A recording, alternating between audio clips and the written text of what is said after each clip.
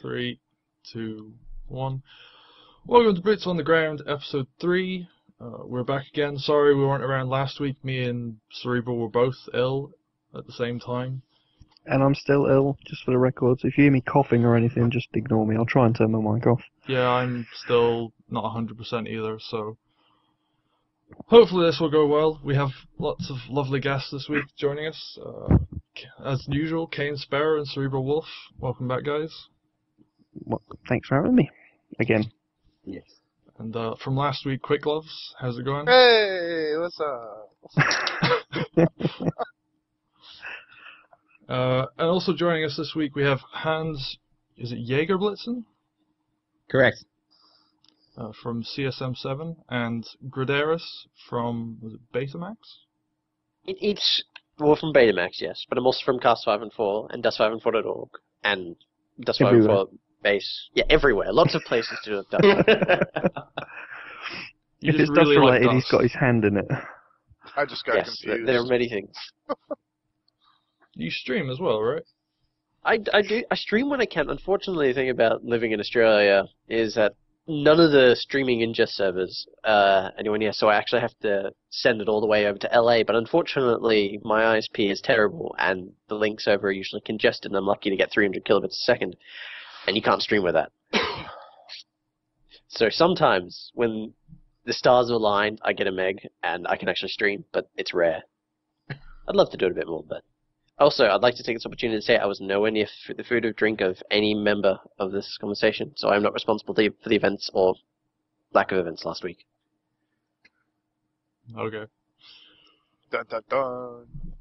So yeah, we have a few things to talk about this week. There's a lot of news. Well, I guess the first major thing would be the tournament finished, which we were going to talk about last week, and Yes, I hear everyone- Quick Love sighing as he... Oh, Well, sad it was face. fantastic though. I mean, you couldn't ask for a better finish for the tourney. We actually had around 300 pilots showing up to fighting each other in orbit over the district to see who would get the first orbital bombardment. Yeah, And about that, we were going to hot drop that, but something Dude, happened. I got the word. I got the That's what- intel for it. that's what I've heard. Oh, That's what I heard. That's what I heard. I got is I got the intel. I was in match. I heard goons inbound. Hurry up. Yeah, we had something formed up a little bit before that. We've been working on it for a little while, and all of a sudden... I told Kane before, I said, check Dotland. Look at how many pilots are moving into that area. That whole region was turning red on Dotland. And I was like, look, I heard a couple things from a couple of my friends that are goons, and I heard they're moving down there. I heard they're doing other things, but if they're in the area, they're going to try and jump in. I told Kane that before. I said, dude, check Dotland. Look at how many pilots are moving. And that's why I told my guys. It wasn't I was even like, everybody. It was just one squad that I'm part of, Space Violence. I had a word with a couple of people, and we said we're trying to get something together. And right at the last minute, Mr. V pulled rank and stole the fleet because a Stratop came up for a tech man. Otherwise, we were going to crash everybody. it would have been a hell of a thing. That's for sure. Unclaimed had some good support out there. I mean, HBC was out there in a decent showing. I was happy with what they came out with. I was pretty surprised Raffle didn't want to form up and actually fight. They just wanted to do the hit and run. It was smart on their part, least costly and most effective. You know what I mean? They did their job. They had an outstanding match on the ground. I mean, hats off to PFB. I know you guys left Raffle, but fantastic fight. And the Raffle guys that did show up in space, thanks for getting on my kill board and boosting my Ooh. Ooh. I don't know. The thing that surprised me was when the fact that a Titan was being used for the logistical setup for it, and that actually got lost in the process. They were moving it for multiple reasons. I mean, we have a lot of stuff going on in our space and with what HBC is doing. They were moving a lot of stuff around. There was a lot of people that were very active in a lot of different things. Miscommunication, a couple little bad judgments, logging on and not paying attention, not having somebody scout the system. It wasn't all for us. I mean, the Titan was being moved regardless of whether they were going to use it for us or not. It just happened to have some words exchanged and some stuff happened, so that kind of sucked. But we all laughed about it. We thought the guy was a freaking moron. I mean, how would you... All right, did you guys read the story about what happened? They I scanned haven't heard him it. down. They scanned one of our Titans was online. He was moving around, doing some things, trying to get to where he needed to be for a couple ops that we were using prior to the tournament. We were trying to use him as well to get people out of our... We live all the way out in Featherballis, way, way, way out in S2 area. It was a long run for us to get all of our guys down to Galente's base for that match last Saturday. So this Titan was being used for multiple engagements. We were obviously bridging people here and there, doing what we needed to do.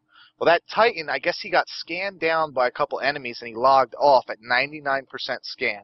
So they knew he was there. They knew it was a Titan. They knew they could get him. All they did was wait. He logged back on without having a Newt or anybody log in before him to check the system.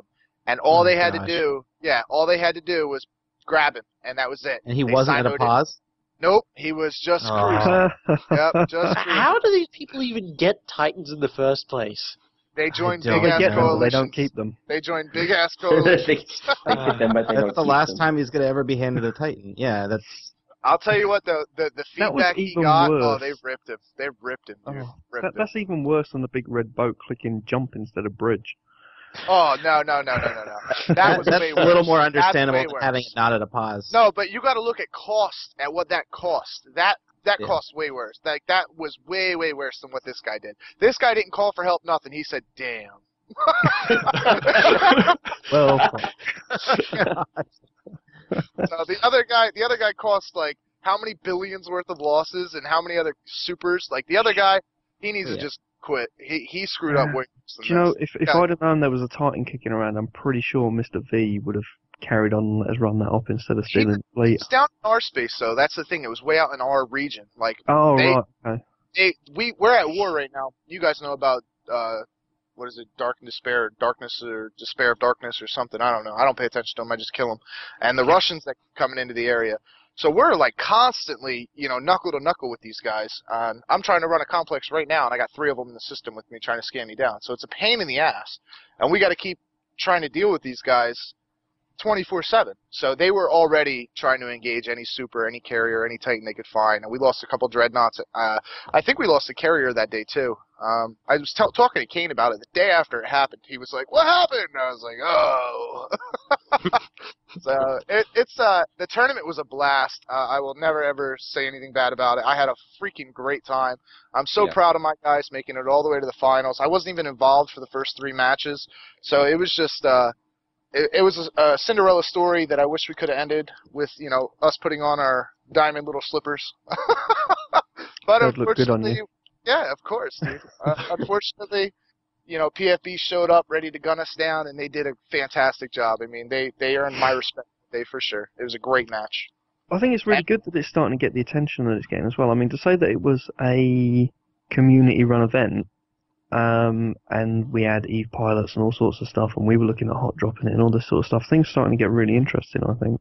I'm surprised there weren't more numbers on out there. I figured pirates would be all over that. You know what I mean? I figured Losec Corps, like Shadow Cartel and all them guys, would have just been cloaked up waiting for somebody to come in. it's not quite on everyone's radar yet.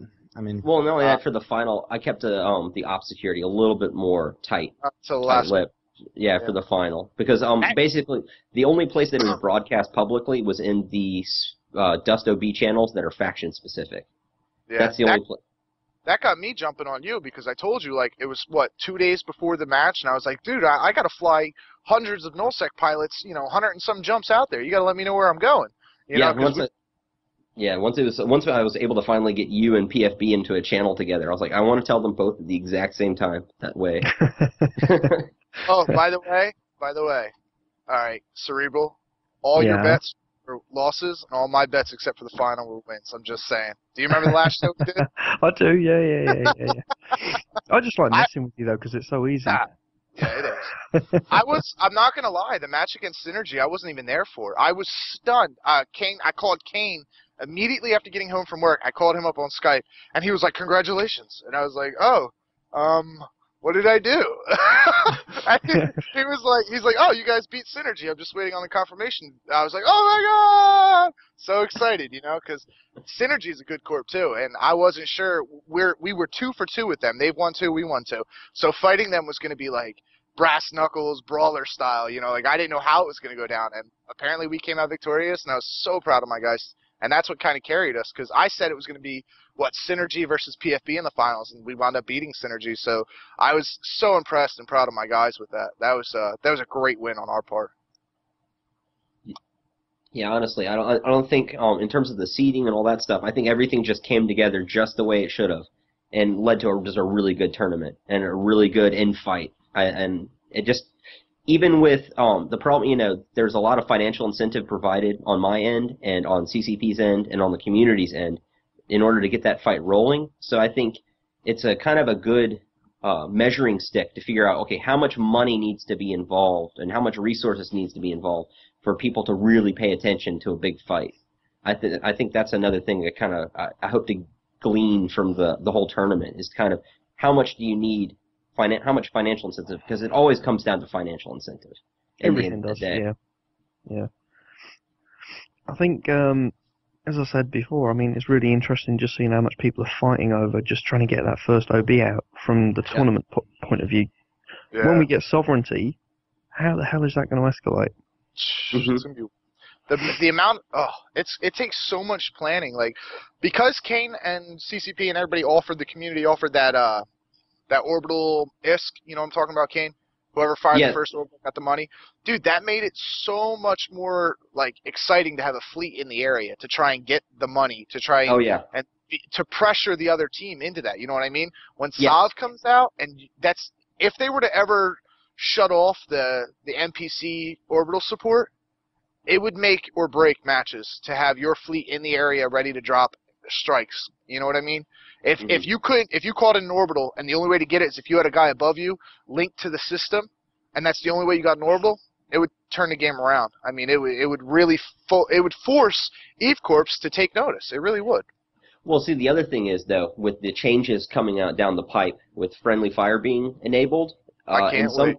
Well, in some cases, the OBs are larger from Eve, so you may be in a lot of circumstances where the precision strikes are more valuable. Did you watch the match? In close quarters, yeah. Did you watch the finals? Did you guys watch the finals? Not yet. I've been busy. All right. Watch the finals. Look at all the orbitals that PFB called, and tell me how many times they would have wiped out their entire force by calling orbitals on top of their head. I'm just looking forward to doing it from patrolling. If somebody's running court matches and stuff, it's only the squad commander that matters. So, if people are asking in local for people to help in their battles, we can just jump in and then, find out where it is, drop an orbital on them, kill some blues. I was trying to get Inhuman last night, but then I made an agreement with Giant not to use Eve's support for that match, and we wound up rolling them anyway, but it was still... No, careful there what we you go. say. You got there we go. I'm going to get myself in trouble again. I'm going to get myself in trouble again. Now, I jumped into a private chat with Giant, and I told them, I was like, yo, no hard feelings. If you felt I was out of line, I'm not, above a human being. I make mistakes. If you think that you're better than me, kudos to you. No, I'm not trying to be an asshole. I apologize for stepping on your toes, whatever. But let's have some fun and, settle this the old-fashioned way. Go out back and sling some guns. And you can watch the video and tell me what you think. It was a good match. More fighting talk. I'm very proud of Giant for coming out there, putting their guys on the field. They asked me because of the black screening glitch if I wanted to reschedule, and I said, hell no. I've had guys freeze out every match throughout the whole tournament, including myself. Kane knows in the final, I almost didn't even play in the final because I couldn't connect. I was having connection issues 24 hours before the final was even set in contract. I couldn't even get online. I would sign into DUS and immediately DC. And I've had issues throughout the entire... You watch the OSG fight. I lagged out in the beginning, didn't get back until there was 8 minutes left, and I was recording that match. So there's been a lot of issues with connection in DUS 514 that, it cost a lot of matches. I won't deny that. There's a lot of people in this tournament that have had issues. There's a lot of people outside of the tournament that play competitive matches, which is why Subdreadit and Giant had to reschedule their thing. So there's a lot of issues with that should be their primary focus for CCP. See, I don't really see any connection issues myself.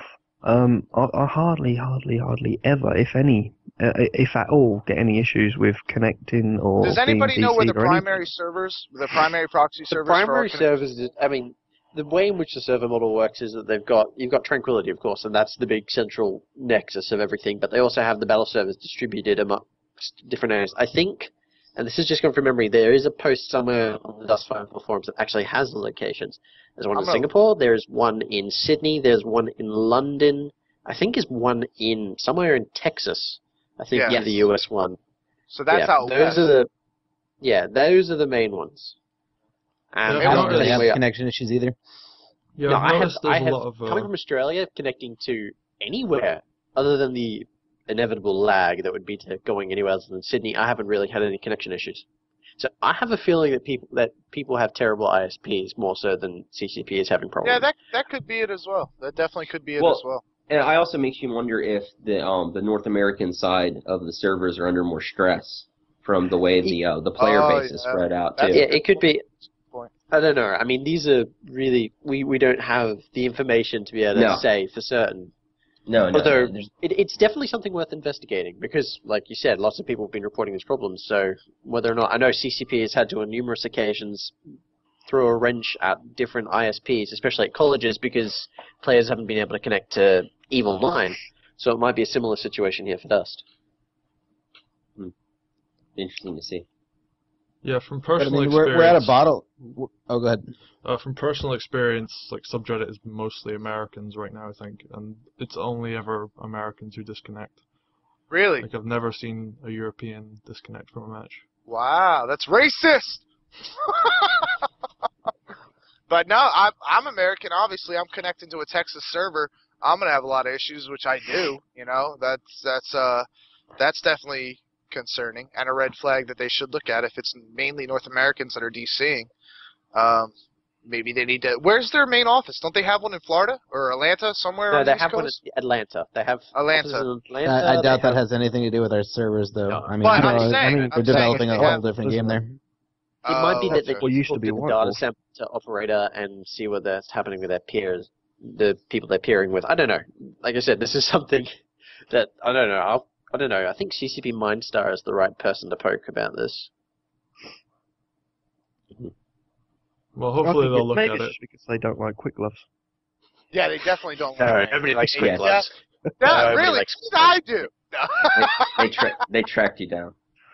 Dude, I'm not. Oh man, Their everybody. subscriber count goes down whenever he pops online, and they've figured out the statistical correlation. You know what and they used to tell me about? They just use IP tables to block quick gloves. They Yep. used to tell me on Mag that Zipper Interactive should pay me money because of 3,000 increase in server activity every time I logged in. There'd be like hundreds of people that would log in, not because I was on, just because of the time frame I played in. But my corp alone would always have a lot of people online, and it was just funny because people always used to say, "Oh, you know, Zipper should pay you for this and that and whatever." And I was laughing because I used to do a lot of work with Zipper. So But you know what it is really? People were logging in because they wanted to shoot you. yeah, probably. Of course. My friends list has been full for a long time. Yeah, they're not Now, really friends though. Yeah. Oh, can I put a plug in here? Because this will be the third year I've tried to do this, and this could be, you know, I always try to get plugs in wherever I can for publicity. Do you care, David? No, go ahead. All right. I've applied for PlayStation Tester so many times. I lost last year by 130 votes before it came down to the final 10. So any of you guys that want to vote for Quick Gloves, I promise you the first episode I will wear nothing but a diaper and sandals. And I promise you that. I will wear some pants. Wait. I think you might have more success if you promise not to wear that. In fact, you might have more success by Do you know how threatening many people by, Do you with, know an, how many with people you out there uploading in this, that into the internet. do you know how many people out there in this community absolutely hate me for no reason just because of a persona that's put on forums? They hate me. So they would love to see me embarrass myself on live TV. Coming from something awful and playing with goons, I can definitely understand that.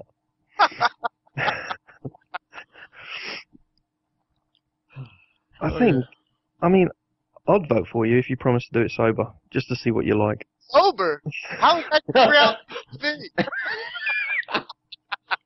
No, they don't actually, they stopped letting you drink. If you watch the first season, they had an issue. Could I don't never imagine. There always is. Hey, you know, I don't know.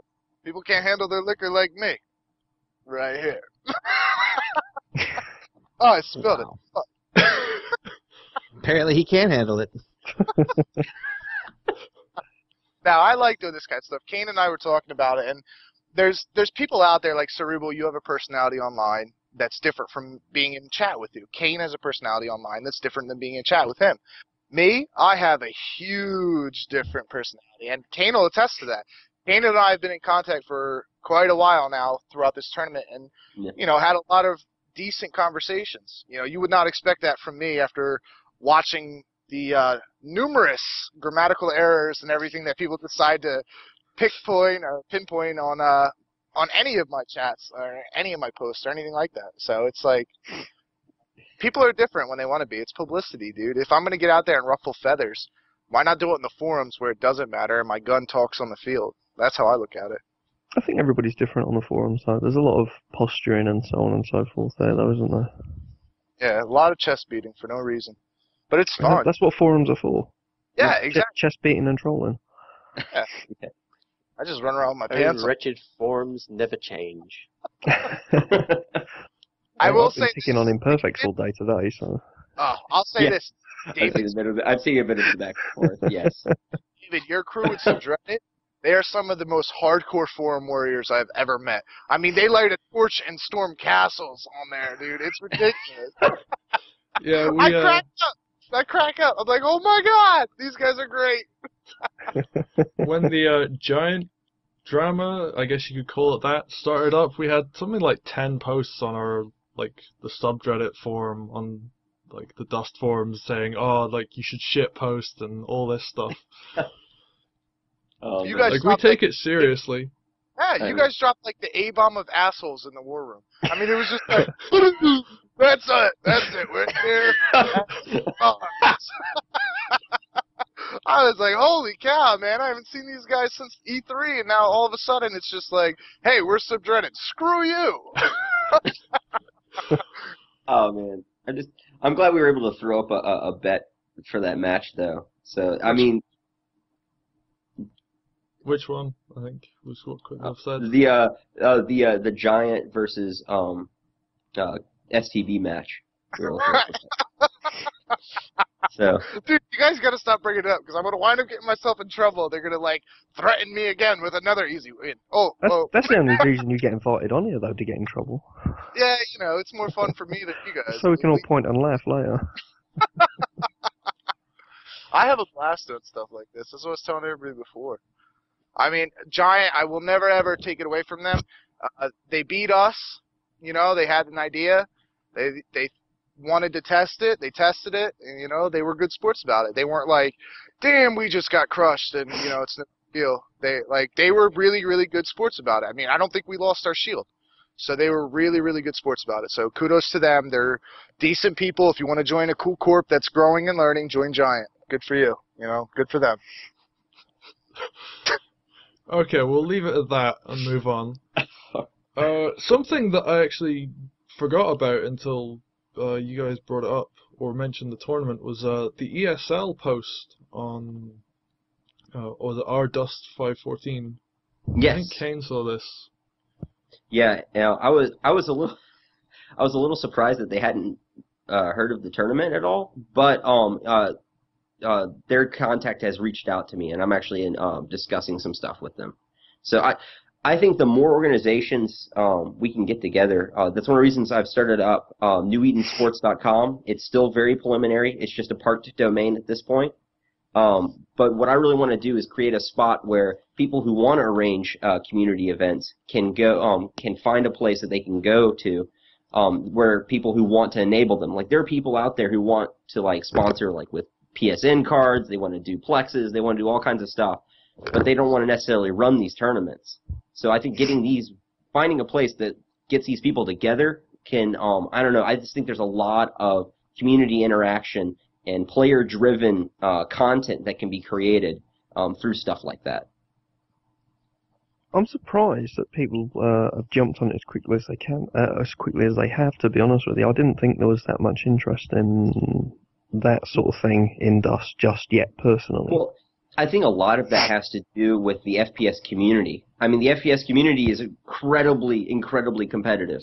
I mean, that's just kind of a part of the nature of being FPS players, I think. Yeah, FPS is the equivalent to gladiators of gamers. I mean, that's all they care about is glory. One-on-ones is the ultimate for them.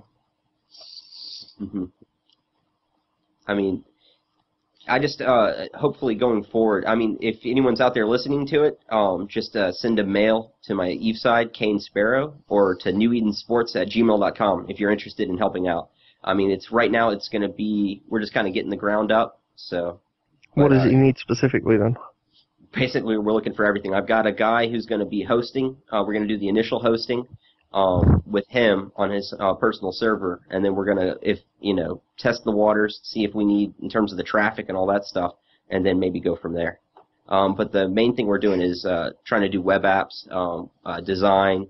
I'm going to need art people, basically the whole works. You're going to have at least one corporate sponsor so far, right? Yeah, I think so. We've been talking with Quick Gloves and stuff, and I think there's a real hunger for competitive stuff associated with Dust, and I think if CCP plays their cards right, I think honestly going forward, this could be something that's as big as, say, StarCraft in Korea. I really do, because the thing is, it's something that's very easy to relate to. The sports side of EVE has been picking up with the $10,000 prize tournament. The deal is with EVE, it's sometimes you can watch it and they've gotten a lot better with how they broadcast it. But when you watch it, it can be, from the outside, it's very hard to connect to in a lot of situations. You'll see what's going on, but you won't necessarily understand it. Granted, there's depth to Dust when you watch it, and you can know about the fittings and someone activating modules, that sort of thing. But at its core, it's people shooting people in the face. Yeah, you don't need to know about the complexity and the depth of it to understand. It's pretty All simple. you know is that guy falling over means that the other guy is doing well. Yeah, yes, it's pretty simple. Exactly. Kane and I have been talking about this for a little while now, and with my corporate sponsor, with Split Knuckle Gaming, we've been looking to branch out and pick up different things and make investments. So eSports is something that I've appreciated throughout the tournament, and that I brought back to my directors, my board of directors, in the actual corporate side of it, where I make money playing. You know what I mean? So I bring it back to my investors, and we look at different things in a portfolio setting, and we're like, okay, this could be a good investment for our future. If we were to be, spearheading this idea and being the first person on board, our cut would obviously matter more than somebody that comes in later on when this actually takes off. If Kane sticks to his guns on this and gets the people involved and has possibly my financial backing with my sponsor and things like that, we could turn this into not just something that casual gamers get on, but that MLG guys look at like, hey, this is where it's at right now, and look at these EVE guys making 10K a tournament, and they also have a Dust branch. Like, come on, let's link this together and make it happen. It's exciting. This is the first ever cross-platform success, in my opinion. I mean, there's been attempts before, but this in general has been just an outstanding job on all ends, from player-based, community-based to developer-based. I mean, this is nonstop, evolution in this game, and guys like Kane, guys like Hans, guys like David, guys like Ben, and all you guys in here have done more than ample work to try and continue to push that idea of this game succeeding. And I hope that my financial backing, my background, what I can bring to the table helps in any way it can. I think it's definitely the sort of direction that CCP is looking to take. I mean, as you say, the New Eden Open and a few other bits and pieces that they've done, it's certainly something that they've played with. Yeah. I mean, I obviously run all over NDA issues, but I mean, what I can say is I think CCP's perspective when it comes to esports is very, very, very, very similar to Kane's in terms of realizing that Dust has stronger potential to blossom in that sort of it's the Halo of PS3. Yeah. That's the way you got to look at it. It's the Halo of PS3, and you want a fucking great FPS that's gonna push you to the limit and give you access to multiple games. I mean, EVE and Dust, dude. Dust 514 was an outstanding idea that can blow any gaming community out of the water, and all of you should check it out.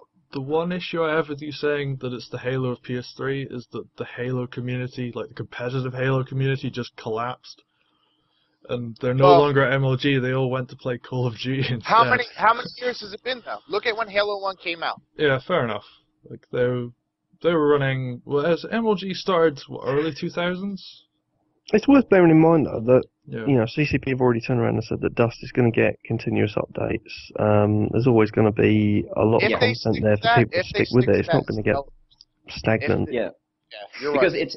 I mean, because they're not tied to $50, $60 initial purchase with every game iteration that they make. I mean, they're constantly having to engage the customer and constantly saying, we are going to bring you value for you to continue to invest in this game. Because that's honestly, over the long term, you invest in dust. And the thing is, CCP has to work year in and day out to earn that investment over time. And I think that's what, I mean, that is you starve the player, you give the players are starving for content, you feed them content, they'll give you returns, That's just one of the things. It's an FPS as a service, not an FPS as a product, like you're saying. Yeah, exactly. Well, CCP have clearly got interested in it. I mean, they were at the, they did some sort of MLG thing, 6 months ago? Yeah, they were present at one of the MLG events, that's correct. And they were showing off dust there. Yeah, I remember that. And they were showing off, and I think they had reasonably good reception. I'd have to go back a little while ago. Do you remember the build they used? The build they used was where they had a questionable build that they used. I think it might have been Codex. I'll say that they had a questionable build. So there was a lot of things in there that had issues that CCP has more than compensated for. Obviously, there's still issues within the game, but it's still in beta, so there's no question about that. Any game is going to have issues directed from users. Like, I'll tell you right now, like, I'm an AR user. I hate laser rifles. You know what I mean? They're OP. But that's just because they crush me as an AR guy. And I've come from FPS games where ARs are medium to long range, and now I'm forced to a CQ to medium range with an AR. There's nothing I can do. If I go sharpshooter, yeah, I can increase my range and do all that. But laser rifles, as an AR guy, irritate me. So I'll complain about that. Other people will complain about shotguns. You watch the finals and go to the forum thread about it. There's 50 people complaining about shotguns. Like, it was a close quarters map, dude. Come on. You know what I mean? At least we don't have people complaining about swarm launchers quite as much anymore. That's because nobody uses them anymore. Because they're completely useless, yeah. Well, having said that, CCP did sort of, they've stealth nerfed dropships, haven't they, so that they can't outrun swarm launchers anymore. Well, I remember those days. Yeah. Gosh, yeah. Well, they've nerfed the fuel injectors, is it, and the Jovian overdrives, or whatever it is. I don't fly dropships, I don't know. But I was talking to somebody about it, and apparently dropships can't outrun swarm launchers as of today or yesterday. So they might start getting used again. I wouldn't know. I just pop them down with the forge gun. I just honestly. That's what I do. Yeah. Well, as someone who I just supply ammo dropships, to the guys that shoot them. But I just think they should increase the flight ceiling for the dropships and give some more vertical play to this game. I mean, that's just my personal opinion. I hunt dropships. I really didn't think it was that. I didn't think it was that broken in the beta, because every time one of those camps got set up on one of the tall buildings, it was the easiest thing to find and break up. I mean, it was inevitable that somebody else had their own team up there taking them out, and it just moved the fight somewhere else. But at least you knew where to go to shoot someone. Yeah, I think initially the problem was that nobody had any AV skills at all, so nobody could do anything about it. And obviously, as things have progressed and people have noticed that there's certain things they can't counter, they've skilled into it so that they can deal with it, and the game sort of progressed beyond that point now. So I think they could quite safely raise the ceiling again. Did any of you guys bear witness to the pro dropship? Did anybody ever see that with Contraband? I think it was E3, the actual E3 build.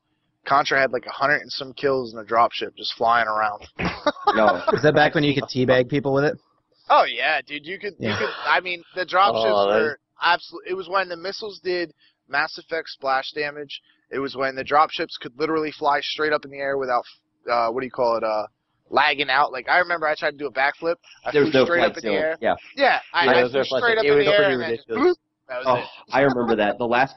The last days of that build, we did dropship flight school, and we also did skydiving. I can't believe CCP won't let us release any of that old footage. It's not active anymore. None of those mechanics matter. Why would they not let us release that? I have so many awesome videos for propaganda stuff for putting up for my recruitment, like dogfights with old school dropships. I mean, destruction derbies with labs. I mean, knife fights with other CEOs. A lot of cool stuff that they won't let me put up just because it's old build.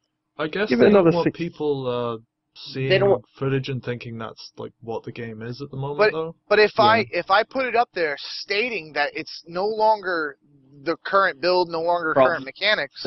The problem is the problem is people Reed. Yeah, I mean, Yeah, you're that. expecting people to actually take Yeah. notice of things. Yeah. All right. This is where the problem. This is where the whole issue comes to light. People are not going to take notice of these things, and then terrible things will happen. Yeah, I guess. Even I can't argue. I can't argue because Kane had to yell at me the other day about something I didn't read. So I understand that.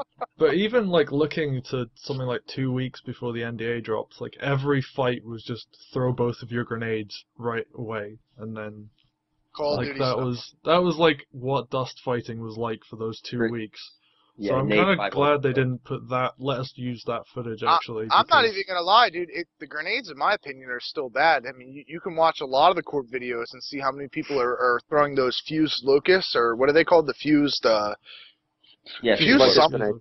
Yeah, they're ridiculous. I mean, if you have a 20 meter spread and you're just killing heavies with it, like, come on. You know what I mean? This isn't Call of Duty. This isn't Battlefield. This isn't a scrub-made game. Sorry, but I have high opinions of FPS games, and that's why I don't play the franchise games. I play a lot of cult classics. That's why I got hooked on MAG. That's why I'm hooked on Dust 514. I'm not a Battlefield player. I'm not a Call of Duty player, and that's not because I'm not good. See me in either game, and I'll wreck you. You know what I mean? But it takes real skill to play an FPS that's built for an FPS player, not a grenade-throwing, corner camping, sniping scrub.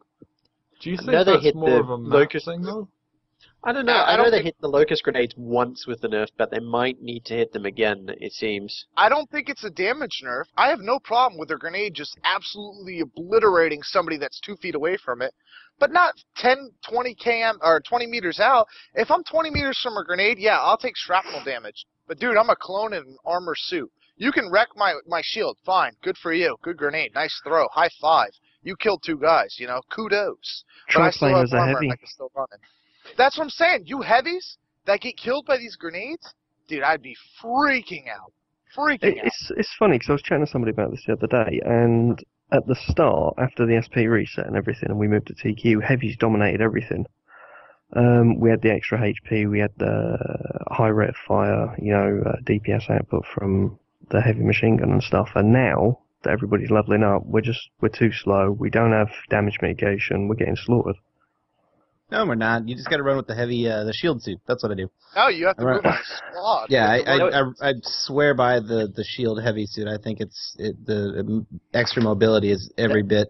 I can't do that. Worth That would it. involve me spending my SP though. I can't. I'm telling you can't. right now. Yeah, any how much heavy- unallocated Cough, SP Bloody do you Bear, got cough. now? I have over 3.5 million unallocated SP. High five, You're just dude. collecting High it. five, Is dude. there I'm like gonna- a I'm gonna target laugh number if you're it's trying to I'm get just- to? All the skills anyways, and then you wasted all this time. I don't know. I know.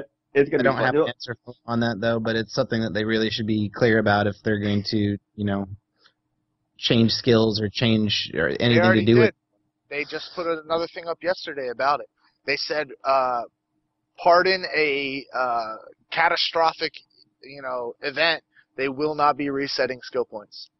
No. Yeah. What they said was they would not reset your skill points to where it's equivalent to a new player. So from that, I would interpret it as saying that we might remove skills or refund particular skills, but we'll give you back Dude, those skill alright. points. Well, yeah, Well, then they've done there's that your in Eve. error. There's your Oh, yeah, error they've in done that in judgment. Eve multiple times. There's yeah. your error in judgment. It's CCP. Why would you ever assume anything from them? You can't assume anything from CCP until it's cold Well, you look at front the loading on skill the changes from EVE Online. That's what Yeah, they did. that's- They removed their skills Like- and they gave you the skill points back. I mean, it's a little bit different with the Battlecruiser changes, How many but that's years because did they're that not take? removing How many functionality. years did that take? How many years A did long it take? time.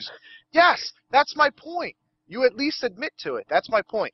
If you have 3.5 million unallocated skill points, all right, you should be choosing a profession soon. You know what I mean? 3.5 million skill points will put you at either a proto suit and a Type 2 gun, or a proto gun and a Type 2 suit. Now that being said, you don't want to put your points in if you know you're not gonna, get a reset. Myself, I already knew what I was going for, so I went for it. But Yeah. you know ahead of time, CCP is not going to release anything that's going to game change Dust because of your model that you got from Eve. Now, if CCP is like, all right, yeah, we kind of screwed our subscribers by, 10 years later, we finally bring out this, and this, and they want to make better, then yeah, let them make better. But don't assume they're gonna. They took 10 years to make Eve what it is today. EVE is a good game. It's the most pure PvP I have ever played, and I will play it until they shut the servers down like Asheron's Call. I have no problem with that. I like EVE. I like the way it is now, but yes, they're going to keep developing on it. Dust, fantastic game, needs a lot of polishing. It really does. Yeah, of course it does, and it's going to be the same as EVE. It's going to take a long time for it to get there. Yes, that's my point. It is definitely going to take a long time. Don't assume that saving your skill points is going to matter, because, dude, you could have 30 million skill points by the time this game gets a proper update. I think Kane's point is he's just showing off that he can still kill people without allocating his skills. Yeah, I'm actually on the side that he should be no comment. those skill points. No comment. If he wants to show everybody that he can do fine without skill points, I'm fine with him doing that. I just like having the option to move into any new shinies that come down the road. Yeah, it's nice to have that in your pocket. Like, I got 500,000 that I haven't spent. So, well, Kane, at least tell me you have invested in all your core skills. Yes, of course. Okay. I can sleep a little bit easier now. Basically, what I've done is can we discuss core skills? That means you've got no idea what we're talking about, doesn't it, Quick Love? No, dude. I'm Quick Love. I'm Baby Jesus. I know everything. Okay. No, but I'm saying core skills to one guy, being a heavy or a logi, are superiorly different. That's probably not the right choice in words, but I've drank about a pint of whiskey. To a scout assault guy.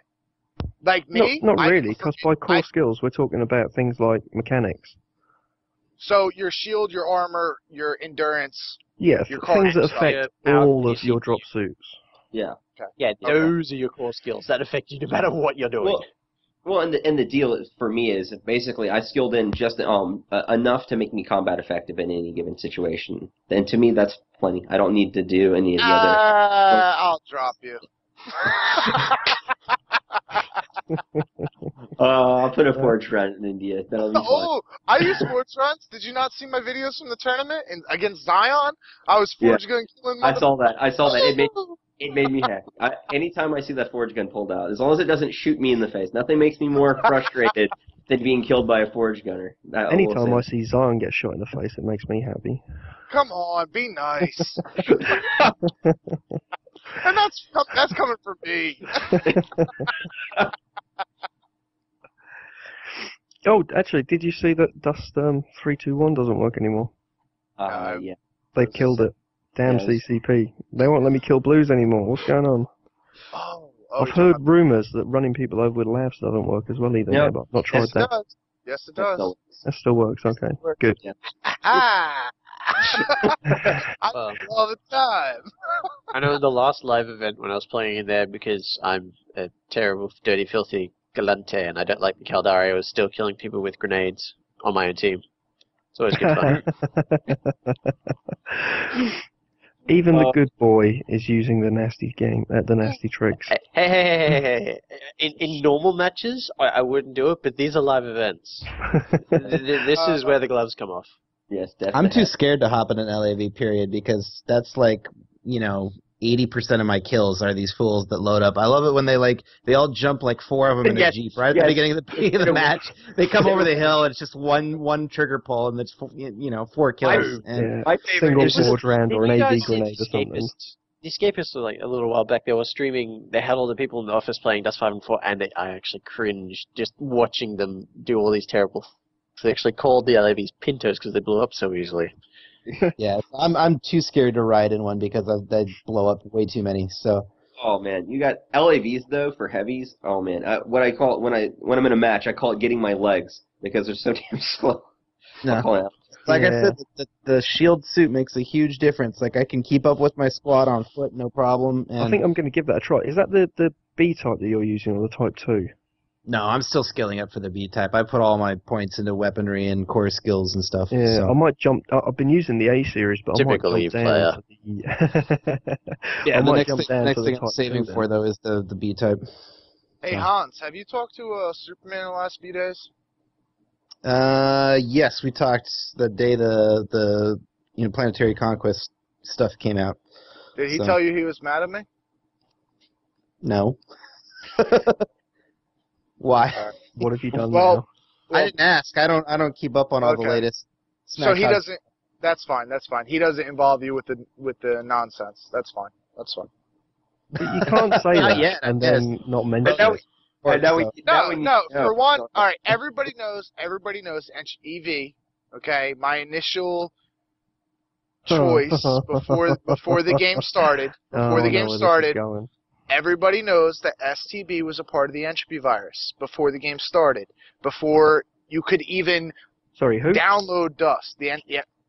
Who? You know? Who are they? Agreed. And yo, look at me now, okay? Look, Weren't they that group looking... that was going to take goons down and all of that? Sorry. No. That was never. That was some of the never. discussions on the forums. That was like never a goal. pre-Dust. Listen. Don't make me yell. I got a baby sleeping above me. That was never goal was to immediately attack goons. The goal was to be as strong as an entity like the goons. All right, the entropy virus, the leader of that originally had real life issues that took him away from it. My loyalty was to him. All right, that guy and I have known each other for a long time. We've done great things together. I pulled out knowing that he was not going to be involved. I immediately voted for Superman to take over because I wanted nothing to do with it. All right. Superman took over, did his thing, tried to revive it, whatever, failed. You know, he's going with whatever he's going with now. I think Orion, I don't even know, like, I don't pay attention to it. That being said, Super got a hold of me the other day, joined me in a private chat.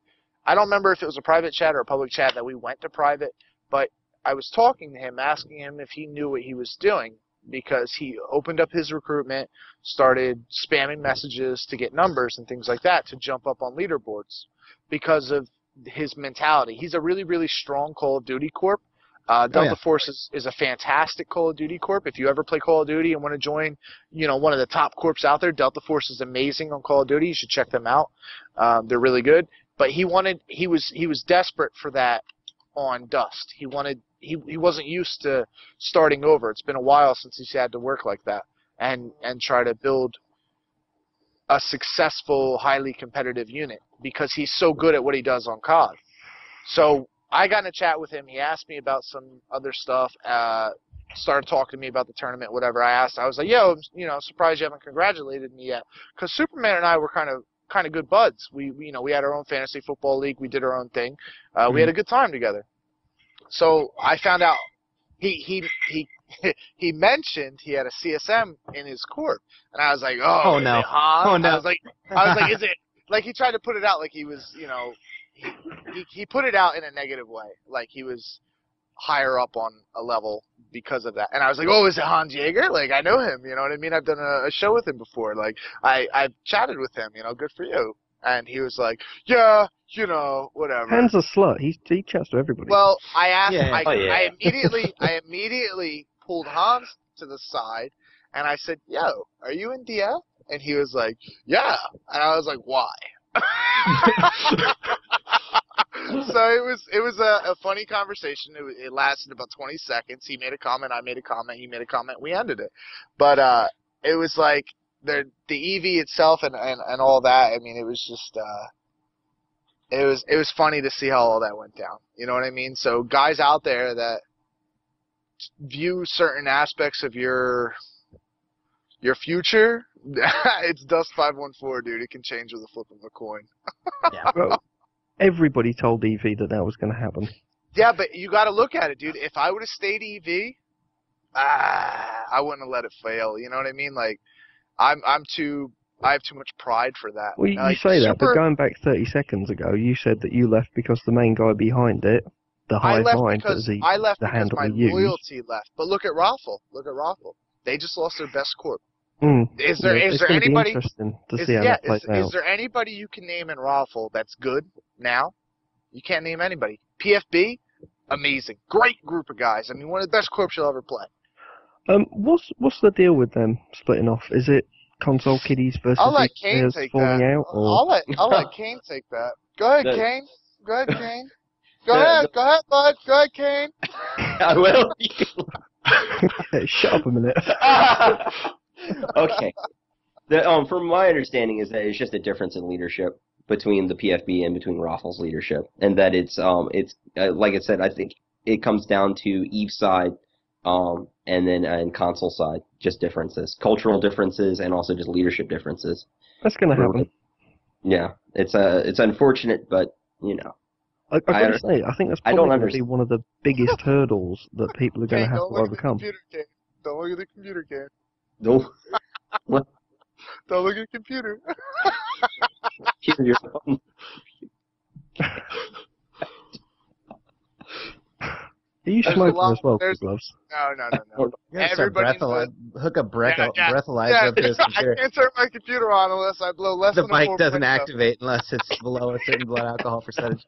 But it's I'll the tell only you- reason we invite him on here. Yeah, dude, come on now. You guys don't actually appreciate my views. No, you're a It's like terrible opening person. a You should feel fire hose. bad about yourself. Now, everybody knows that PFB is a certain level. All right, Imperfects a certain level. Seraphim Initiative a certain level. You know what I mean? The guys that played well in the tournament and really earned. I would say my own court, but a lot of you will still discredit me to the day I die, which is fine. So you look at these guys that have worked their tails off to really elevate themselves. Actually, it wasn't going to be STB that I was going to slate there. It was going to be you bringing up SI. Well, They're good. Hold on. They one are second. good, but I think they've got the wrong attitude. Shit.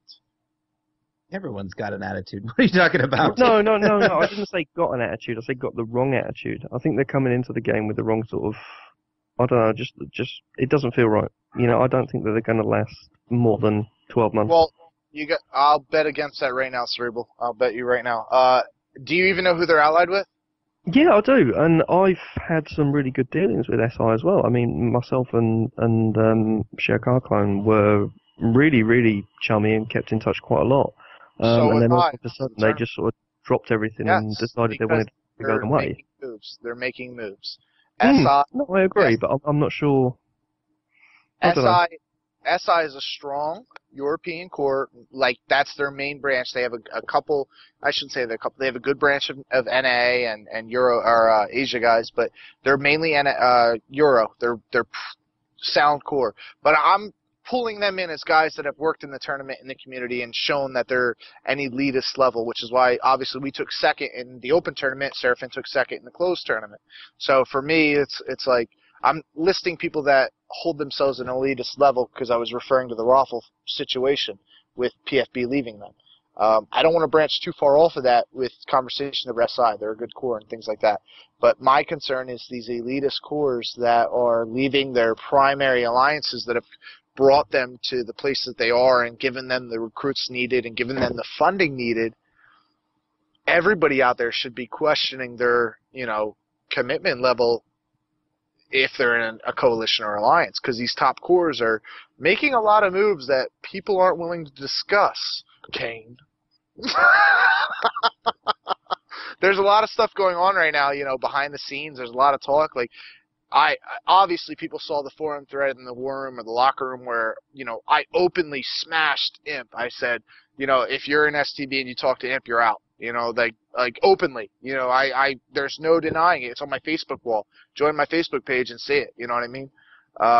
I have no love for Imps at all. Internal, whatever their name is, I don't even pay enough attention to it.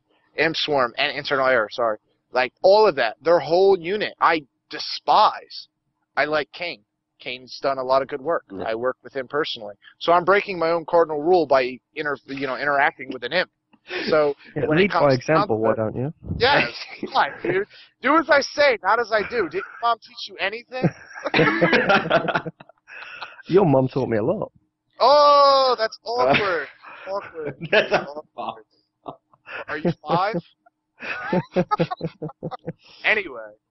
Yeah, she was a daycare teacher. No. Anyway. Anyway, moving on from that. There's a lot of stuff going on. There's a lot of politics. Just like Eve. You got to understand, guys, this is Eve's little brother. Dust514 is learning from these guys that have 10 years on us of experience on dealing with situations, dealing with these massive alliances, these coalitions. These guys out there that own space, you got to be wary of what they're doing behind the scenes. I've had contact with different people, and I've been completely ice shelved by others. I'll tell you right now, goons have never openly said anything to me besides, hi. That was it. And I was, they were just like, hey, we know who you are. Hi. That's it. So, I looked at it like, all right, fine. No interest there at all. And I went with HBC. But that's not to say Goons had a different objective. I have no idea. You know what I mean? I'll never know because I went HBC. Well, But we've openly said time and time again that we're just here checking things out for now, seeing how it's going to go, playing with the mechanics, seeing how it's all going to work. And we're going to take it from there. The reason I bring this up is because there's a lot of hearsay. There's a lot of stuff. Oh, imperfects work for Goons. That's why they named their system. Listen. That's why. Listen. I love That's why. I love it because I do nothing but bash imperfect. The reason that people say that is because Imp did a great thing. They trolled the community. They said, "Oh, this is our sister corp, Imp Swarm." You know what I mean? Like they went. It was clever. It was yes, clever. It was. And I tried to explain that to people. They're like, "No, that's not the answer." And I'm like, "Okay, all right, put your tinfoil hat on." Yeah. I'm pretty proud of how that caught on. Actually, it was a fantastic job. It really was. Oh, it was good. It was good. I will have to say my favorite part of that whole thing was the ticker tag being OEMP. There's a lot of backdoor handling, a lot of teasing, a lot of trolling in the Dust 514 community that FPS players I don't think are used to. They're never used going to stop either. Agreed, which is why it's such a cool adventure for me. I come from competitive FPS. So I joined this community. Yes, there was metagame in MAG, but I joined this community and I'm like, you care about where I put my periods in a sentence? Really? Like, you know what I mean? Like, whoa, wait a minute. Like, I'll quote Y-Dubs. They're R&D, a really cool corp there as well. A lot of really cool guys. They were like, Quicklows was a drunken mag, and it was cool. He's a drunk here, and it's a big deal. WTF, It's the community involved. You guys have 10 years of mind games ahead of us. And we're FPS guys. All we care about is you dropping out of that MCC and us putting you 6 feet under. It's interesting to me what you was just saying about, all this backroom dealings and so on and so forth, because you make it sound as if you expect it to die down, and it's not. It's only going to get worse as time goes on. No, I expect... It's funny. If you think it's bad now, it's going to just really... When the stuff actually matters? Yes, we can actually take territory. Not just like low sec is one thing, but as soon as we start getting into the null sec game, it's just going to explode. Yeah. It's hilarious because the community is self-organizing and doing all this when there's literally not any actual reason to do so from a gameplay perspective. And that's what's so funny is that all this paranoia about who's working with who and who's allied with who when you're talking about Dust groups and Eve groups, there isn't even any reason to have these concrete relationships. People are terrified of them even of existing, and people are forming all of these alliances and deals and scheming and such, and there's not even a reason for it yet. And that's what's funny to me is that people are so competitive and so worried about getting ahead that they're organizing faster than they have a reason to. And I think that's also out there now. I know, and I think this is also why we're seeing a lot of turmoil and people fracturing even within the Dust leadership so early is because I think people are literally breaking themselves apart in the race to try to organize into something that doesn't matter yet, and it's very, very strange to me and very fascinating. For these same I reasons. agree. I mean, we're getting a lot of pressure internally from certain members. They're saying, "Oh, we should be doing this, we should be doing that, we should be doing this," and there's just, as you say, there's no reason to do it yet. I mean, we get trolled on the forums quite a lot. People saying, "Oh, Goons are going to come along and do this. I thought you were going to do that. I thought you was going to own this. I thought you was going to own that," and it's like, well, we can't do it yet. There's no reason to do it yet. It's all just I thought the Goons had a faction warfare unit. No. You have nobody. It's all nullsec. Other than that one time you manipulated the market so badly, you almost left the economy. that was 5 goons. That was never. There's never been like a goon fleet or a goon There's never been a goon corp within faction warfare. That's my question. That's my question because. Hang on. There are goons that play faction warfare. Sure. There's quite a lot of them, and quite a lot of them do it purely just because of the money that they can make doing it, because it's still reasonably profitable if you run missions and stuff. But we don't have a goon corp that does it. They tend to do it under outs, using other corporations or the militias or whatever like that. All right, because That's all One Okay. thing I would say on that, whoa, like, back when I was in Gal Mill last year, like, we would always get hot dropped by goons, like, all the time. So, like, you guys aren't, like, in faction warfare, but you do sort of take part. Well, yeah, I mean, I fly with Space Violence myself, and that's one of the groups inside GSF, and we tend to live in sort of Orval or FD Tech, that sort of area in Syndicate, which is literally right on faction warfare doorstep. So it's not hard for us to get involved with it and blow things up and stuff when stuff's happening, but we don't sort of actively take part in it. Yeah, that was why it was so funny back when they scammed all that money. Is that they were joking about goons control faction warfare, and those of us that were actually in faction warfare were laughing back at them, going, "This is a bunch of hilarious propaganda," because they weren't actually controlling faction warfare in the sense that their money was somehow influencing the outcome. They just picked the Minmatar because we were already winning, and we were the ones that they needed somebody that was in the lead to be able to make their plan work because they needed the tier levels. So, the goon investment's always been from a purely exploitive small group financial end, and then a bunch of individuals that do it under the guise of an alt, but there's never been like an organized goon force. The way that say Test has Fwedet that they seeded as kind of a corp that still isn't all Test alts, but that was kind of the seed that started it. Oh God, what have you done now? Poe is now going to go and write at this big retrospective conspiracy that the goons were working Oh, with let the him. militia. That'd be fantastic. Tinfoil hats, you're never going to stop it. No, all you can do is sit at the sidelines and eat popcorn and shout more. It's very, very easy to get Poe to go and write an angry blog post about something, and we know all the tricks to. There's lots He's of very fun knowledge, He's I have to admit. extremely predictable. I mean, yeah. Isn't he running for CSM? No. Not this year. No, He's it's too not afraid this to year? give away his real name. I'd love to No, that's see right. It was Select James as well. 315. There's two people who thought absolutely ridiculous candidates, and there's James 315 and there's Poe. No, he's a giant troll too. Yeah. So. Oh, come on. I think James would make a brilliant CSM rep.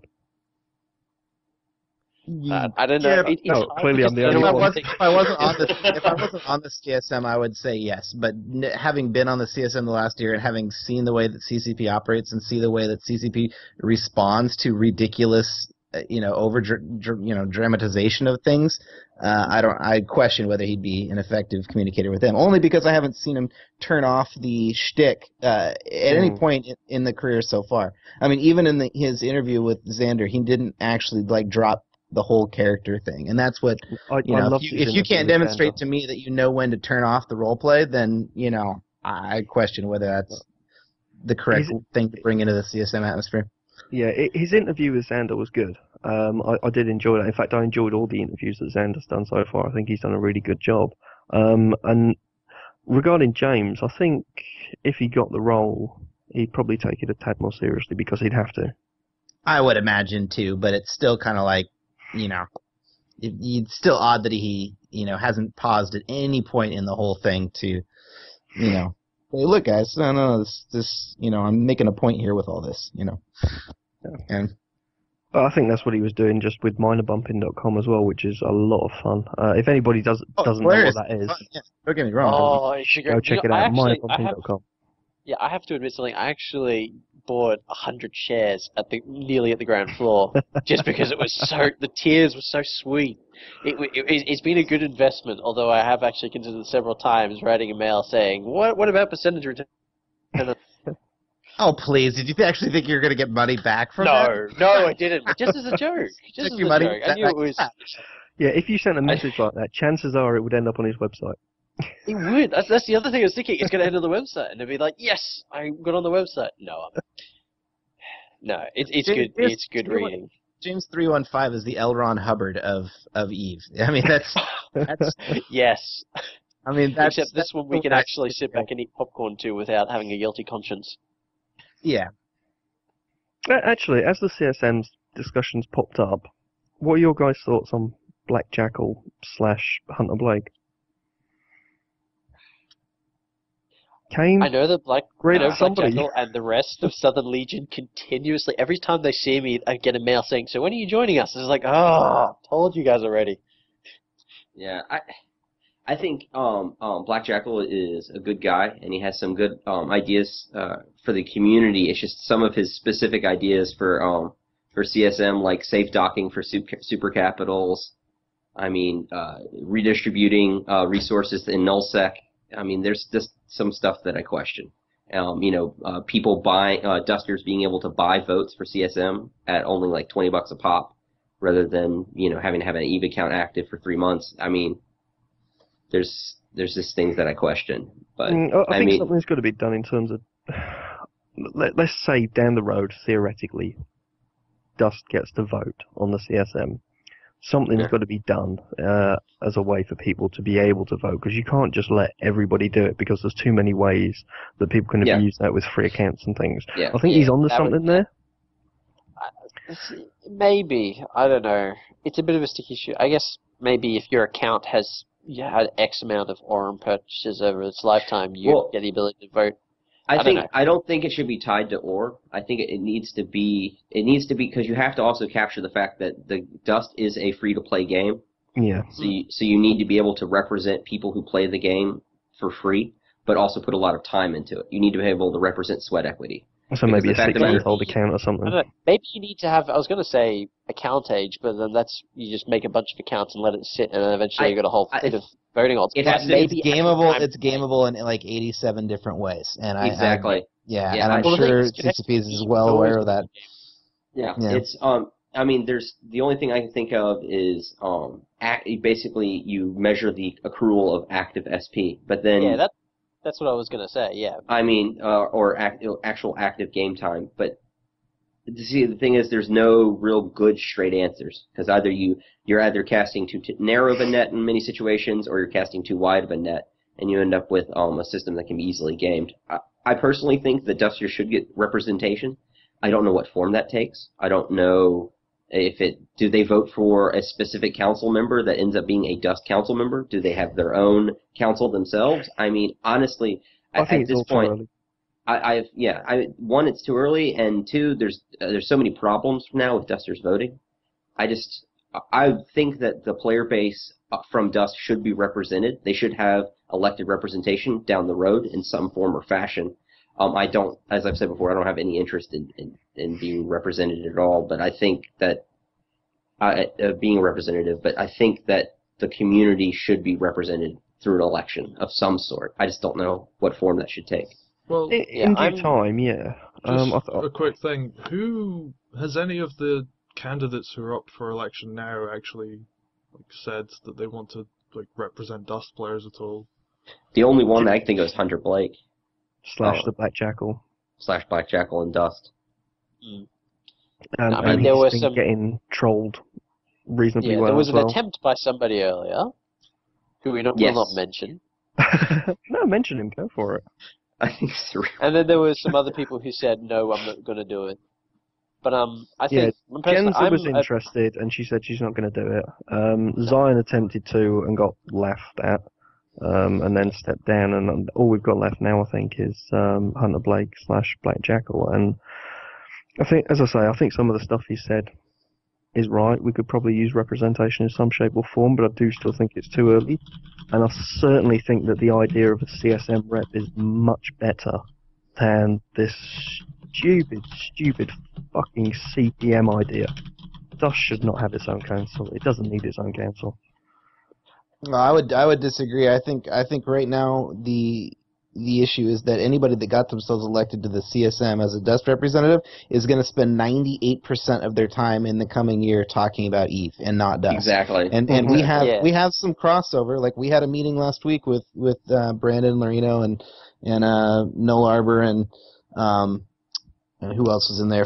Fox 4 was in the meeting, and so we had a meeting with the Dust team, but they're few and far between in terms of our interaction. I've personally sent a lot of notes back and forth with Fox 4 and Noel Arbor, the two EVE developers that are working on the Dust links. So I've had a lot of communication with them, but it's been very voluntary, and it's not something that's part of just the standard way that that CCP interacts with the CSM. So and frankly, I mean, I think in the long run, if you look at how much there is to deal with between the both games, EVE players don't really give a crap about the grenade issue or this frame rate thing skipping, or Absolutely. I mean, there's just so much to talk about that if these are going to be truly independent games, which CCP has made a really big point of if you notice it, and I think this is kind of an interesting thing in general, because they've been very clear that if one of the games shut down overnight, that it wouldn't disrupt, the ability for the other game to exist.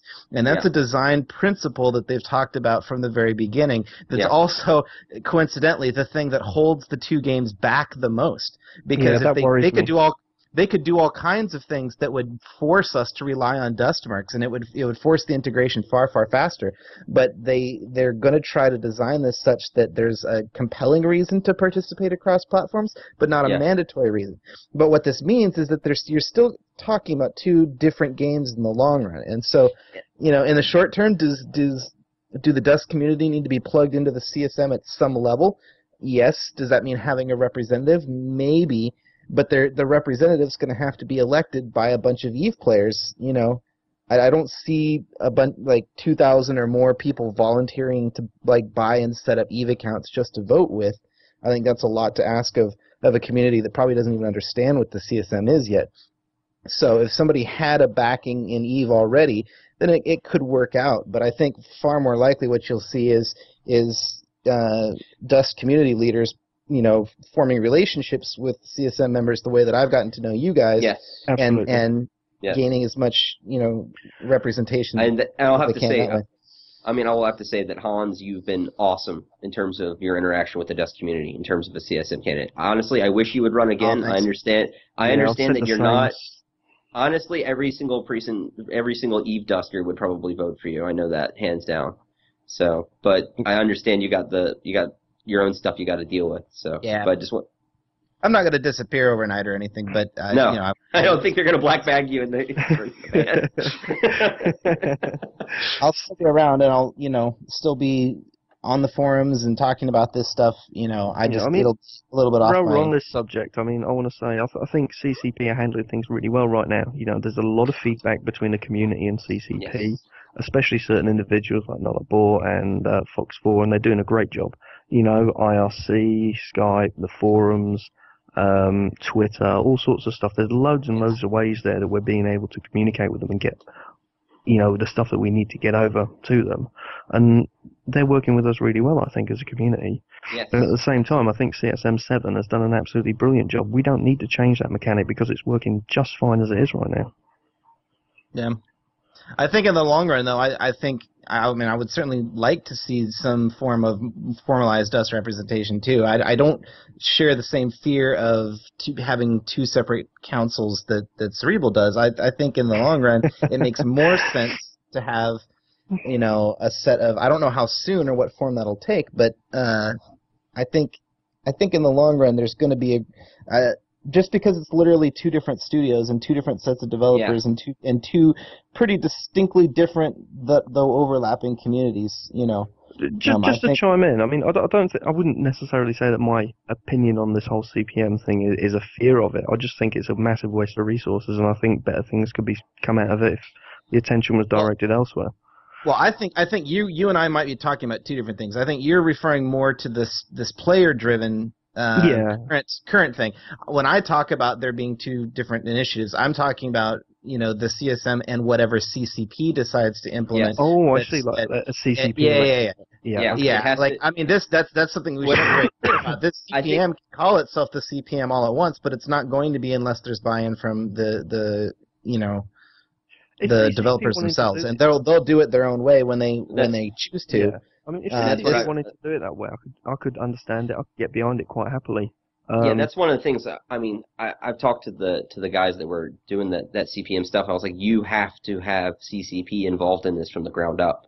It doesn't matter how much you want it to exist. There's stuff that they can do. There's stuff that they can do. Like, for instance, some of them are taking conversations and issues that have been discussed in IRC. That not everyone's on IRC all the time and involved in that. And they're taking some of those conversations and cross-posting in the forums. That's a completely innocuous and positive and constructive use of their time. And if that's the kind of work that the CPM wants to do in the meantime, it's voluntary, it doesn't hurt anything, it helps people stay in touch with what's going on, and it's harmless. So if the CPM, as long as they see themselves that as a voluntary, just trying to help players out and keep everyone in the same conversation and know what's going on, that much isn't really hurting anything. If they actually are going around thinking that they're on par with the proper CSM in terms of influence, then we've got a little bit of a problem. But it's definitely the motivations of the people involved in it, and from what I've been able to see and from what I've gleaned, is that it's definitely shifted more towards community engagement. And also, like that stuff, like cross-posting, IRC conversations into the forums, also opening up channels in-game in which to have feedback, that sort of thing. The cross-posting was done way before this whole CPM idea. Shout out to Iron Wolf, who is probably known better to circles as Nova Fox, who you may remember lots of artwork from forums. Yeah, I mean, he's been doing it all along. Yeah, he's definitely got the right idea, I think. And being able to share it's a little funny, the naming of themselves and the sort of giving it an official skin and a lot of people going, wait a minute, when did this happen and why weren't we? It was sloppily handled and it's got a bunch of people that are cynical about the whole thing. But in the long run, like I said, as long as it's people just trying to help other people out and sort of compile feedback, that's a service that anybody can do anytime, whether they have a title or not. And exactly. It's an important distinction because I think go ahead. Yeah. Well, it's what I've said. There is no CPM, and there's no one on a CPM because in order for any kind of council to exist, it has to be created by CCP and it has to be elected by players. So, I mean, that's my opinion on the matter in terms of. Yeah, I mean, obviously, most there are going to be people in the community. Yeah, I mean, most people know I've had a bit of back and forth over this recently, and I mean, after speaking to the guys myself in detail, I mean, I think what they're doing is right, but I think it's just a name that they need to look at because it gives a sort of wrong idea. It was a little tacky. I mean, let's put it that way. I mean, that's just like they could have come up with a different name. It was very kind of. I don't want to maybe is brash the right word? I don't know. It was a bold move to whip out the official title on something that wasn't vetted, and I think that was, I honestly hope believe that doesn't completely overshadow the fact that these are probably very well-meaning people that are trying to contribute. Yes. In the long run, that's the quality that you want in a leader, anyways. When the time comes around for elections. Part of me thinks that they were originally trying to set things up with the hope of getting CCPs back in and getting themselves a free trip to Iceland or whatever. And I think they've backpedaled a little bit and are trying to make it now a community-focused thing. I could be completely wrong. I know that probably being a little bit. No, I'm very familiar. They would have done themselves better by actually looking at how the history of how the CSM was formed and all that. No, I'm very familiar with the guy who started it up. The guy who started it up had no interest in any running or being represented. He just was trying to create some kind of a community avenue. He was thinking it could be originated from the community and not from CCP. I think that was kind of some of the misunderstanding about what the CSM is and how it was created and how it was established. But definitely it's now geared more, from what I've seen, is more towards a community-driven type of thing. I'm much more of engaging the community and not really worrying about what name it goes by. Just community involvement. Well, it's going to be harder and harder for CCP to ignore the issue when the players are. I mean, that's kind of one thing that I like about it. That I'm not the way it was handled or the name that it's formed, but the idea of I mean, the one maybe positive thing about blatantly using the term CPM is that it really is forcing the issue in terms of CCP's attention. Like, look, players are going to do this and try to do it on their own and do it, in any kind of ad hoc way they can. Whether you give. Nope, you're breaking up. Yeah, you're breaking up, hands. Oh, I'm breaking up. Yeah, you've gone. Come up with something on their own relatively soon because it's badly needed. Yeah, I do want to see player representation at some point down the line for Dusters, because I think if it's not there, I think that's going to end up creating problems in the community down the line. Well, this game is much more dependent on player input than even Eve's development is at this point, because they're literally working on features in the order that the players are demanding it the most, and they're building what features and what gameplay layers have to be built in to sort of match the natural evolution of the game. And Yeah. Eve, they've got like years of backlog projects that could work on its own at this point. The developers could, to a degree, but this is something that's so emergent that they need, player feedback as a critical, part of building all this. So I think there's all the more reason to have some kind of direct input as soon as possible. Yeah, a lot of people have said that, and I can understand the logic behind it. It is something I could get behind, but I don't think CCP is ready for it, and at the same time, I'm not so sure that the Dust community is ready for it. Yeah, I don't know. So it's something something to come later, but now is not the time. Yeah. Now is not the time. I'm with you there. Now is not the time for an elected Dust body to be created, and I mean they've got more than enough work to do as it is anyway. So Yeah. Yeah, there has the to be- game, like, I don't know, isn't Hans even is always released yet. free, he can't be that busy. no, Yes, of course he isn't. had nothing to do at all. Ever. No, I don't know that. I would challenge that notion too. I'd challenge the idea that the community's completely not ready and that we don't need this at this point in time, because the developers are connecting with the community anyways. There's already this kind of stuff going on. What Well, there the community is a picky thing, because you've got the community, and this is very much what you've got in Eve as well. You've got the community that goes on the forums, that gets really involved, and that's all and up to date with everything, and then you've got the rest of the community who kind of just ignores it. Yeah. And I think that there's a much larger segment of the Dust population, percentage-wise, that probably ignores the forums and all the other channels and everything from CCP more than what you have with Eve.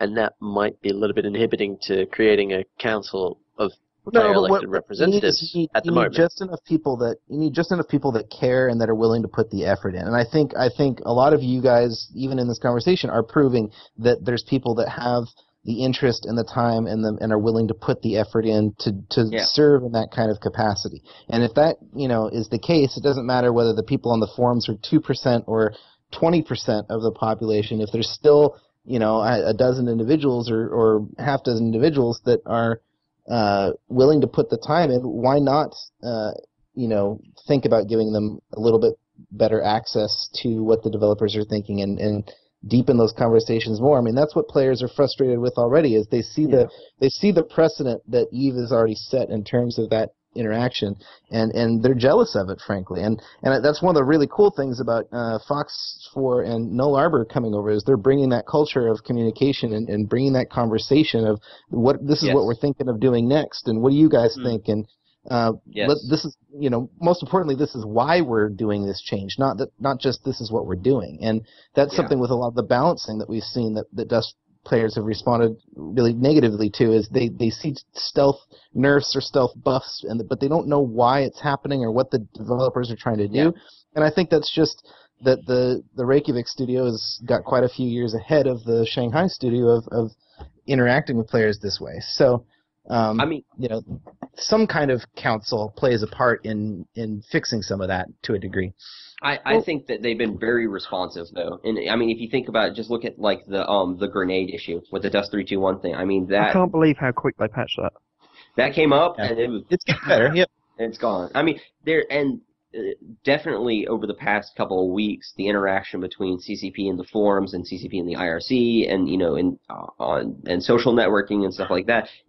You definitely, as long as that kind of interaction is maintained over time, I mean, to me, that gives me a lot of confidence in terms of this game moving forward in a positive direction in terms of in relationship with the community and with CCP. Well, look, when the Sovereignty devlog came out, anybody that went onto IRC, there was 2, maybe even 3 CCP guys in there answering any and all questions that were thrown at them. You don't really get that Eve side. No, and it's kind of all over the board. There's, on some types of conversations, there hasn't been as much level, but on other things like the IRC, there is a higher level of interaction with the Dust devs and the Dust community than on the EVE side. And that's why it's like, I came out of the summit, I'd gone on record, praising them to a degree, and then quickly in the months after, I've gotten a lot of feedback from frustrated players that said, no, we're not getting the information we need out of the Dust devs. And it's a very mixed, depends on where you're at. If you're plugged in to something like the IRC channel, it's much easier to say, yeah, look, the developers are doing what they're supposed to be doing. It just kind of depends on the information's there, but you've got to look for it. It's not consistent. And that's what I would say is the biggest criticism of it all right now, is there's not as consistent a communications policy on the Dust end, with as much polish and predictability. This probably comes down to community again, but EVE players, they're plugged into Twitter, they're plugged into IRC and all these, and the forums and various bits and pieces. They're used to getting multiple sources of information from multiple angles, whereas I think the more console-type players are just used to going onto a forum, getting all the information that they need from a single post, a blog, or whatever, and that's it. They're not used to having to look at these different avenues.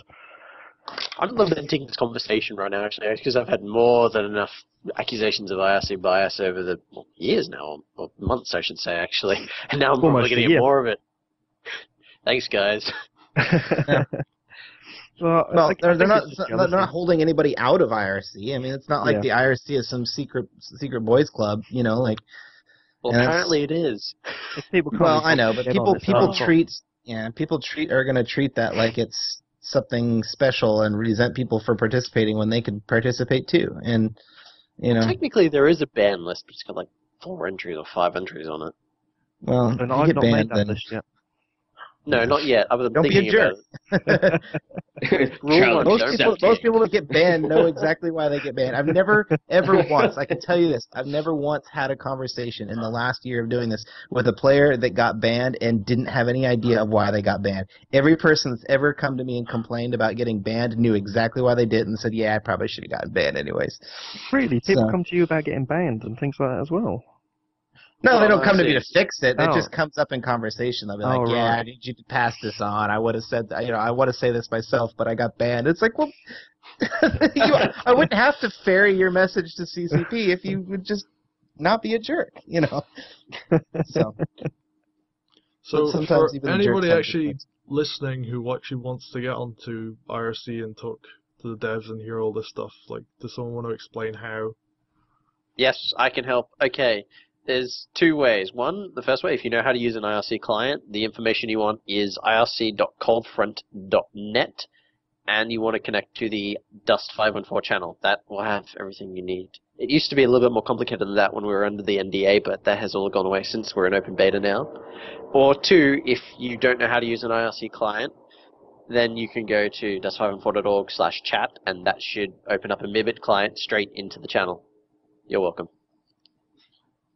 So now no one is locked out. Everybody knows how to get into it. I've got to admit, back when we were in open beta, it was a bit of a hassle having to deal with the NDA and the beta channel and the public channel and so on and so forth, which is why I didn't spend that much time in there myself. It wasn't really, to be quite honest. I mean, to be honest, back in the NDA days, the actual Dust 514 channel itself was almost completely abandoned, and the NDA channel was the only one that actually had conversation. Yeah, I found doing that I'd go in there, have a chat in there for a couple of days, and then I'd go away for 2-3 months and come back, and I'd have to register again, and that was the pain in the arse. Yeah, that's Coldfront's fault, because I think it's like 2 weeks. I'm still blaming 3 weeks. You. No, you can't blame me for this. This is Coldfront's I'm blaming you. It's like 2 or 3 weeks, and then your account is gone. They clear it, and then you can't get access. Yeah, really, to be honest with you, we've ended up setting up an IRC channel ourselves for our corp, because dealing with Jabber and stuff's a pain in the arse with Crest and APIs and EVE and Dust and blah, blah, blah, blah, blah. So we've ended up setting up an IRC channel of our own. And it turns out that it's really easy to set up that. Oh, yeah. And like most people think that IRC is some kind of arcane magic art only known to those I still who think spend that. too many days in their basements. But it's not really that difficult. I felt like I was using a bulletin board or something, like when we first had to download this thing, and I'm like, oh my gosh, why can't you guys just use Could you hear Skype the modem noises in your head? Yeah, it was a very, very strange experience. Because I'd never used IRC before downloading it specifically to use for Dust stuff last year. Well, one of So, the useful things huge about jabber. IRC is that you can run it on a pair of tin cans and a wire, so it makes it slightly easier for those developers in yeah, China that's to why get it on was it. so strange. That's exactly why I've started using it so much now, is because I found out that it can actually work with Pigeon, which is what we use in GSF for Jabber and stuff, and it all ties in, and all I've got to do is log in once, and it opens everything up for me, and that's it. There it is. And it's quite convenient now. I regret bitching about it so much in the past. Yeah, your apology is accepted. I didn't apologise. Not publicly. Shush. Okay. Oh, we've got one last thing to talk about before we wrap this up, because we're almost at the 1.5 hour mark. So, you guys do have to go do things. I understand that. No. It's only 7 a.m. here and I haven't slept yet. I'll be fine. Yeah. Also, I've been up since 2 a.m. this morning, and it's now 9 p.m. in the afternoon, well, in the evening even. So, I kind of want to go to sleep at some point. But I guess the dev blog is really the last thing to talk about. Yes. Oh, This is can't the wait. first Oh, yeah, steps on nothing the to talk actual about there, right? planetary. Yeah, it's the first steps of Planetary Conquest in Dust 5 and 4. Mm-hmm. The small little stepping stones where we actually get to finally plant our flag. Awesome.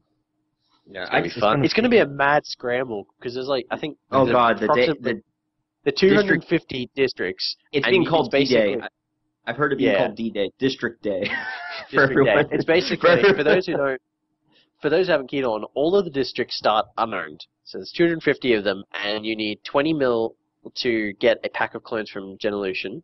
And basically, whoever sticks their clones down on the district first gets it. And then you've got 24 hours to sit on it and twiddle your thumbs till somebody comes and attacks it. That's Which assuming. they will immediately. Well, that's assuming that all the districts get taken in the first day. Oh, they Well, will. There's 200. sure. There's only 250 of them. Admittedly, though, you can, as a corporation, because of the way it works, the only way you can buy clones from Genelution is if you don't own any districts. As soon as you take a district, you can't start taking them, and so everybody gets one district, and then you can start attacking other people's the day after. Although, because of the clone production rate, it'll probably take 3 days before you can actually see any attacking. Yeah, I mean, you say that there's only 250 districts, but how many corps are actually going to be interested in that side of things? A lot. Really? I'm Yeah, not so sure. I mean, honestly, the people that CCP has attracted are the people who are hungering and want a persistence and a territorial kind of conquest aspect to it. It's very much, and from the MAG guys, you have the Shadow Wars and all that stuff. That's something that that's just hardcore in terms of what a lot of the FPS community that's been dragged in here wants. Is they want that kind of, to plant their flag and to have their name on something.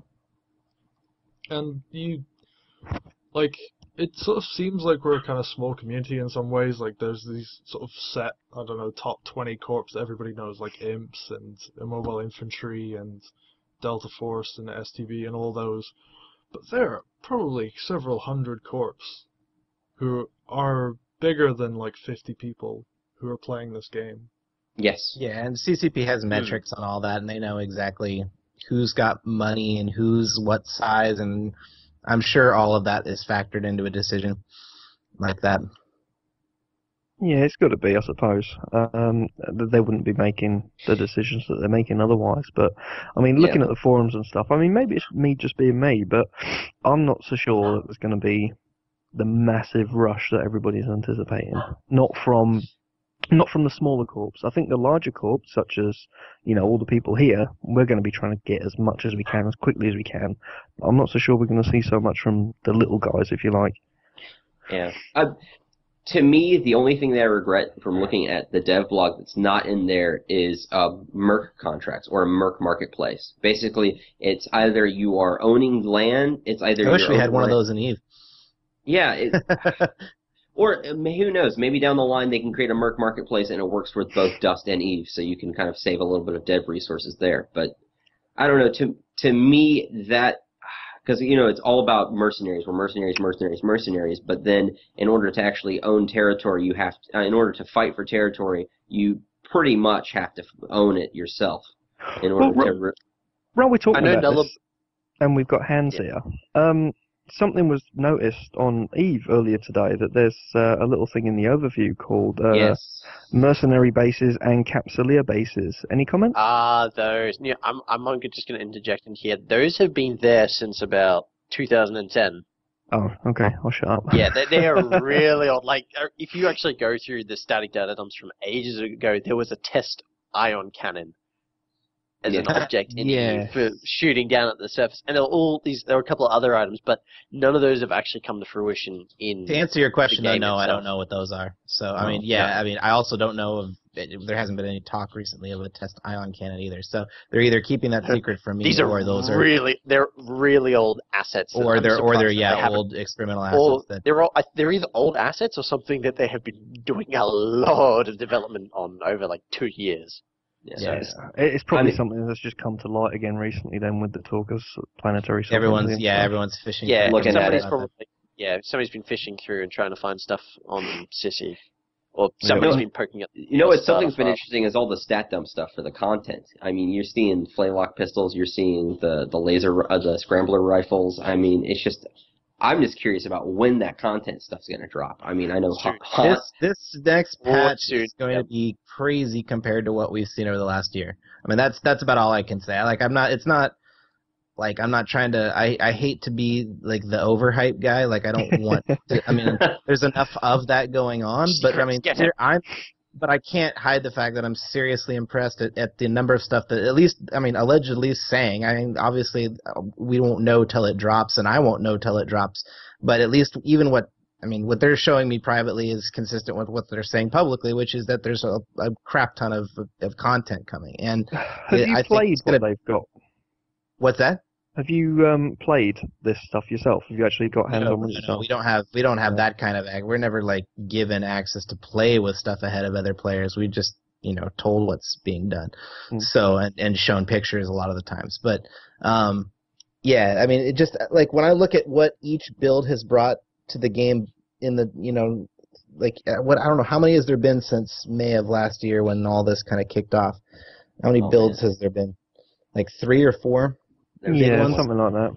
Yeah, but they've all still, in my opinion, felt relatively incremental and patch-like compared to what this one's going to bring in terms of a facelift for the game. In a lot of ways, not just visually, but also, content and gameplay-wise. Like, there's just multiple layers that they're hitting on this one, and it's going to be. I'm super excited. I'm more excited for this build than any other that I've been. I just hope with the FPS community in the future. I mean, it's absolutely awesome having large content patches drop, but I think something that with the FPS community and how fidgety they get over even shorter durations of time would be like a consistent, every month or every 3 weeks or some much shorter duration of time, some kind of map content popping out, that sort of thing, just some kind of little tidbits of content. The map variety is going to go through the roof the minute this planetary thing hits, because you're talking about different planets. Every one of those planets is going to have different type of terrain on it, and then you're talking about Dust Corps choosing what buildings go on it as well. So now you're talking a whole bunch of combinations of buildings and terrain that's far more than we've been exposed to at any point in the beta so far. So, I mean, people are talking about adding maps when we're talking about all of a sudden having static maps with variety that are across a whole region of space. So, I mean, we're talking about going from 4 to, who knows how many. I'm not a, So what was so what was that region again, Hans? But this is where the if you remember back to FanFest last year when they're talking about generating all the maps, this is possibly where that kicks in, where they start actually generating, and it's not like every time you jump into the battle they regenerate. I mean, in all honesty, if the map content increases significantly and there is more weapons, there's more stuff to do, I mean, I'm going to feel a lot better about where this game is in terms of competing with other stuff. I mean, I've heard talk about Defiance. I've heard talk about Destiny. I mean, there's definitely going to be competition out there for CCP, and they're really going to have to seize the initiative in order to head some of that off, because with the FPS community, it moves very quickly. I mean, I think so much this has been just getting the architecture up and running and getting the hardware just functioning. And I think that's probably why we've seen it be this drawn-out process of being beta in a year, and then also just the fact that the information hasn't flown as fast coming for the developers, because I think so much of the energy has gone into just getting this thing up and running and functioning, and once they get that core, base that's installed and functioning properly publicly, then now they can relax a little and get back to focusing on rolling out content. And I think that's, I hope that this is the start of a trend of each build being really noticeably different from the last in terms of how much is being added beyond just we fixed a bunch of broken stuff. And I think it's just taken a year of... Praetorian was saying about once you've got the groundwork in, you can start layering content on and start building it up. And I think this build is kind of the first of a wave of builds that will really deepen the game with each pass. So compared to what we've seen last year, I don't any longer think that the last year is the pace of what... Well, as you say, looking at the maps and stuff from FanFest last year and what they were talking about, we're going to be getting that in theory with the soft mechanics. That's going to open up new maps. We already know we've got 3-4 different new weapons coming, and what Kane was saying, we need new maps, we need new weapons, and we need stuff to do. That covers two of those things drop right suits there. in the interview too. Yes, there actually is. That was a good interview. Oh, that was a great interview. Yeah, you got a lot out of him. I was really impressed. So, and what Kane was saying about needing stuff to do to keep people entertained. Once we've got planetary sovereignty, there's going to be a hell of a lot for people to do. Yeah, I just really hope that the mechanics, because I know there's been a lot of concern about the finances working out, and for overall, basically, I know overall that planetary district combat will end up being a sink, but at the same time, it's like you have to make sure that it's incentivized, and you have to incentivize the fighting, because you don't want to end up with a bunch of people blowing up and then being like, oh, well, it takes more effort and time and it's more work to actually fight you, so let's not fight today, and we'll go just grind out faction warfare and puzzle stop. I don't think that's in the nature of the first-person shooter community, though. I don't think Subreddit will let that happen. I feel like we're just going to be attacking everybody every day. Yeah. I really see, that's the thing that really does give me a little bit of hope about, no matter what mechanics come up with, because the FPS community is the way it is. I think that you're almost guaranteed to have fighting of some sort. And the fact of the matter is the bar of entry being 20 million ISK to buy for any, because the thing is, like you said, there's corporations we don't even know about that probably have 100, 150, 200 people in them. Or 50, just even 50 people. As long as they have 16 or more people and 20 million ISK, they could start attacking stuff, Yeah. Well, if I were in one of the corps that had literally I don't know exactly who. Yeah, I think it's going to be hard. The ranking of who's the best corp is going to really mix up here, because what you're going to have is different levels of strategy of financing as well. Everyone's talking about worst case scenarios about this, all the money mechanics of this being broken, but I think it's because there's this major assumption that everyone's going to use nothing but proto gear in Planetary Conquest. But we've seen this in faction warfare, where plenty of people, if you've got enough people together that know what they're doing, you can fly and cheat shit and kill each other and really accomplish a lot. ISK efficiency is going to be huge, and some corp in the midst of all this, I don't know who it's going to be yet, but somebody will figure this out and realize that they can roll talented guys in cheat suits and run attacks on districts at a faster pace than people that are trying to field their best gear in every single match. And there's a lot of assumptions that people are going to make when they're stressing about this, that I think it's going to provide a pretty delightful amount of variety, above what people are afraid of. So, well, there's a lot of corps out there already that are trying to bankroll planetary sovereignty before it's in. Now that the announcement's been made, there's a lot of people trying to get as much ISK together as they can for that initial land grab, try and get as much land as they can as quickly as possible, and then try and hold on to it. I've had something come across my desk today where Zion, my little friends at Zion TCD, have made it so that every single member of their corporation has to donate one game's worth of ISK to their court by mandate each day in order for them to bankroll their planetary sovereignty. Yep. So I mean, this is becoming a game that's going to be far more involved than just who has the best shooters in their court, which is why the people that are on the top of the leaderboards now may not be the top of the leaderboards when it comes to the Planetary Conquest if they're not actually thinking strategically and financially with how they go about all this. And that's going to be the really fun aspect of this, is that it's going to take far more, far more diverse skill set amongst corporate leadership than just having the best people from a shooter perspective. Yeah, there's a lot of things that have got to be factored in. Yes, absolutely. But one of the things that you also have to see is that even with the interaction between Eve and Dust, the fact of the matter is the battles will be won on the ground, though. You can't step away from that fact. Yes, but coupled with that, you have to take one of the things that Mittens always preaches about himself, and the key is you've got to keep people logging in order to have people on the ground. Yes. If people get pissed off that they're not winning and they're not logging in, you're fucked.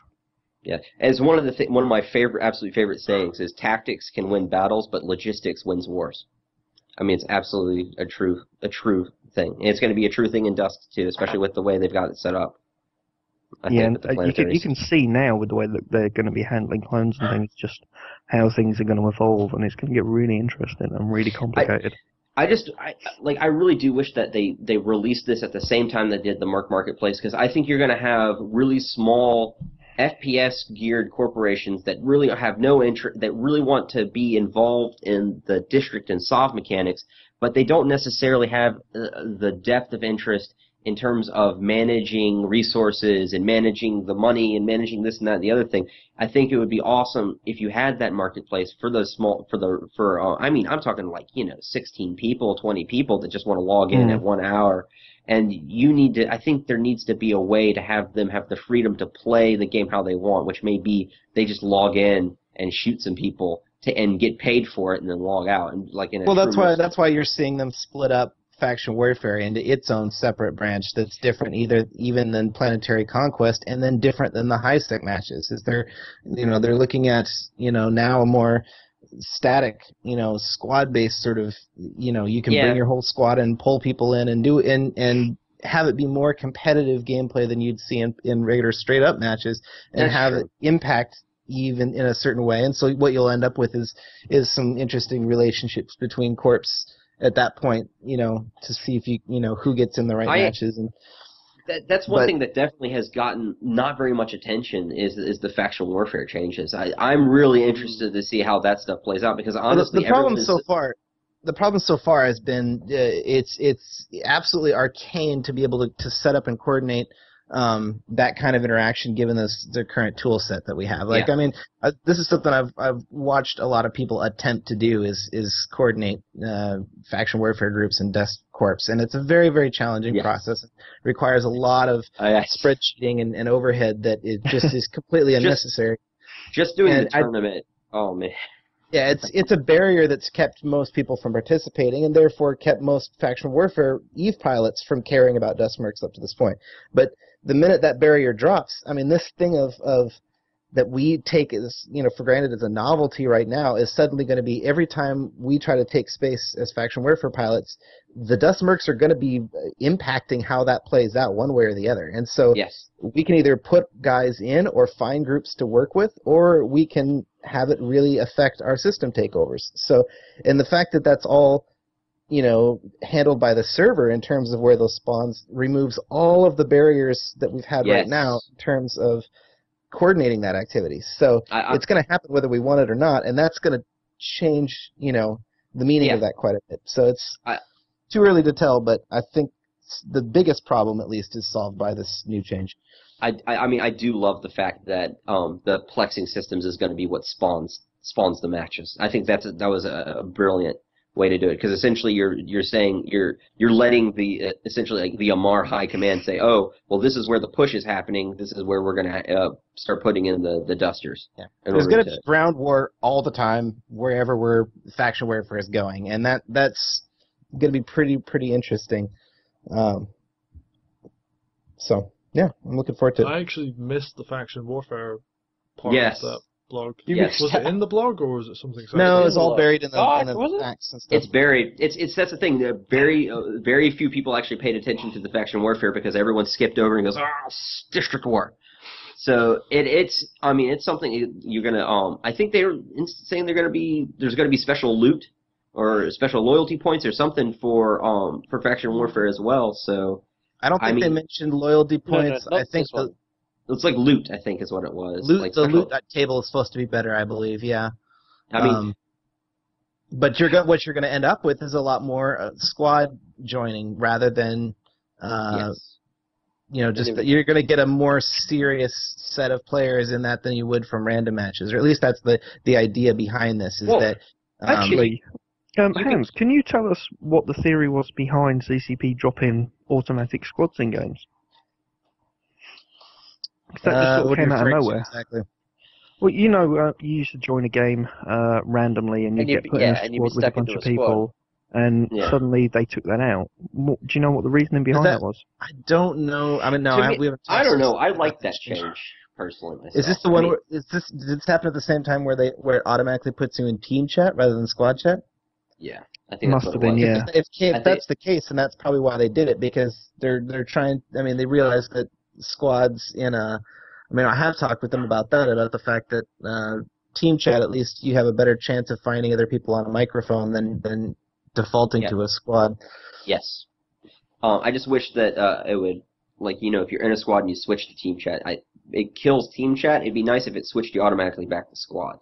That's something that would be nice. But I'd love to see like a push to talk sort of thing where you're in your squad chat, but you can push a button and broadcast to your team. Yes. I think that would be a cool little. I was just going to raise that actually, because I think as things progress and you've got squad leaders and field commanders and so on and so forth, that's going to be necessary. Even now, running with 2 squads of 4 people, we found that sometimes comms chat can be a little much. Yeah, I think having something like a Battlefield 2 comm system in which you have the commander and then you have the squads, and then each squad leader can then communicate to the person leading the battle is one way of doing it. Or having it to where it's a party line. You basically, everyone's in their squad chat, but then they also have access to a party line using push to talk. I know it's probably not in the cards, but I really do think that they should institute some sort of proxy chat of some nature. That has been since the pre-release of the beta forums, back in the day, 2009. At first I didn't get it, and then I started talking to people who played MAG and played, do all this other and done other kind of FPS stuff, and I don't know. To me, as long as it was optional and it was very controlled, you would say, yes, I want to be able to hear the enemy. No, I don't want to be able to hear the enemy. Yes, I want to broadcast to them. No, I don't want to broadcast to them. Basically, as long as it's very, the problem is with all those options, you're talking about a lot of dev switches and a lot of, programming associated with it. And so in order to make proxy chat work, you would actually have to do there would be a lot of layers to have to be added to it. But I think, I don't know, just being able to walk up to someone you just shot and be like, haha, I got you. And then hear you. Audio teabagging. Yes. Yeah. So seriously, I'm just on the side note. 2 things that have been requested by people since the dawn of Dust 5 and 4: proxy chat, training mode. Yes. Anyway, back to where we were. I don't understand why people want a training mode. Why? Set up a friendly court battle. That's going away. It's logistically a pain in the ass, and that's another couple of. There's 2 things that we need on a very basic level. One is a consensual court battle that has mode that has nothing to do with conquest, because there's going to be corps that want to fight each other for EPing purposes that aren't going to be able to be involved in conquest for one reason or another, or don't want to risk a territory in order to have a knife fight. Or their territories on the other side of the map, That's what's hilarious about faction warfare battles right now, is that, half the time there are 2 corps having a knife fight, and it's affecting our sovereignty. So, it's separate. No, that's fine. I think it's hilarious. That's one thing that they need is a consensual corp, and then also just even like a subset of that would be even like a scrimmage mode where you can just drop your whole corp into a match with no enemy, and turn a free for all fire on, or be able to split your corp into two teams in one. But some kind of scrimmage thing they could do. Like what I would hate is like I don't want them to pay some level designer to sit there and like build make it look all sci-fi and in a station and laser tag. We don't need virtual shit. No. What we need is just a match that lets you. Yeah. Like literally just make it the maps that they are now, and literally just also make it to where it's live fire exercises. Therefore, if you lose a tank inside of a scrim, you lose the tank, because that way it can also. Because the thing is, the training, you get the value from doing the training is that you train your people. The cost is you have to be able to afford the training. You have to be able to pay for it, pay for the clones and all. And anyways, since we don't die, since clone soldiers don't die, it doesn't make any sense for you not to actually shoot your teammate in the face in order to learn how to shoot the gun. But some sort of, just an arena that you could set up where you could go in and use it as a firing range to test things out and test out techniques and stuff without the pressure of an enemy trying to win every single time would be a huge benefit. But I'm sure CCP agrees with all that. It's just a matter of order that this happens, not whether it happens. I mean, a whole training. They need an in-game train. They need more in-game training in terms of even on the individual level. I mean, in terms of like you need a tutorial where somebody walks through and does controls and stuff like that. I mean, just as pretty much any FPS has had, you need like flight school. Like someone goes through and they do a little can do dropship flying in a safe environment, that sort of thing. I just think. I mean, I know it's not there yet because they're working on other things. I really just hope that it's somewhere on the plate because I really think that could add a lot to people engaging Dust and getting a feel for Dust, because right now it's just grab your ass and throw you in a match, and that's how you learn everything. I mean, I'm a little more selfish. I know how to play the game, so I'm more excited for these rogue drones to blap with my 4G. Yes, rogue. I want to see rogue drones. But I'm happy to. Before we jump to rogue drones, I would be happy to see a flight school, as long as at some point in it, possibly where you may have just crashed deliberately, but the game makes you deliberately crash, Aura comes in and laughs at you and says, "You clumsy pilot." And if anybody that plays Eve, you know exactly what I'm talking about. It has to include that. If it includes that, I'm happy with the flight school. But anyway, rogue drones. I don't really have much to say about rogue drones, though I want them. I don't know anything about them. I don't. There's then stuff on the stat dumps that's shown like drone structures, drone weapons. That sort of stuff. So it'll be. CCP has said it's playable internally and has been for a while, hasn't it? So I don't know. Maybe it wouldn't surprise me. 3 or 4 updates in even 3 or 4 updates time. It's going to be this game's version of zombies, I'm sure. It's going to be like Call of Duty zombies. I have talked with Brandon on occasion, I think on IRC, poking him about it, and I've been very insistent to him that they should not just go for a stock standard zombie type horde mode. It has to have some kind of interesting twist or something that makes it different and fun. Yeah, that's something.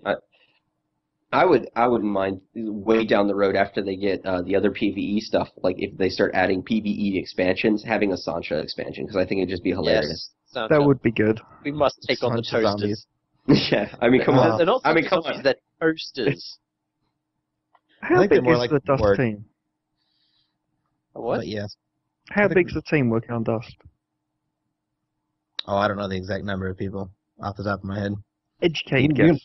You can pull up the credits. I mean, isn't there a credit somewhere or like a about sort of thing? I'm not going to sit there and count that, but... Do the 1, 2... No, I was just looking for a ballpark number. People say that about Eve too, but it's literally like I was looking through the Eve credits today, and I'm like, okay, that is exactly who works over in Reykjavik. Like I don't know of like 100 more people that work in Reykjavik that aren't on that list. I'm pretty sure the list is who's there. So yeah, so I mean, like I think it's a little bit easier to determine the studio size than people think it's some big secret, but. I'm too lazy. Yeah, I mean, I was chatting to CCP Nullaboy yesterday, and we were talking about it, and he mentioned that the team working on Dust is only really quite small, but he had to go before I could actually get out of him just how big the It wouldn't surprise me if it's slightly smaller than the Iceland studio. Yeah. Okay. Sorry, I'm dying in game. That's alright. We've been going for quite a while now. I'm having a real like trouble staying awake. Like the conversation's been great. I've just been awake for 19 Half of it. hours. Also, I've been having a staring contest with Hans' picture. Who's winning? I haven't blinked yet, have I? I'm pretty sure It just stares into your soul. If you fall asleep, do I get a prize? I didn't. Sure. No, you know what? All of a sudden, I've had this crazy thought of another topic that some people I know have.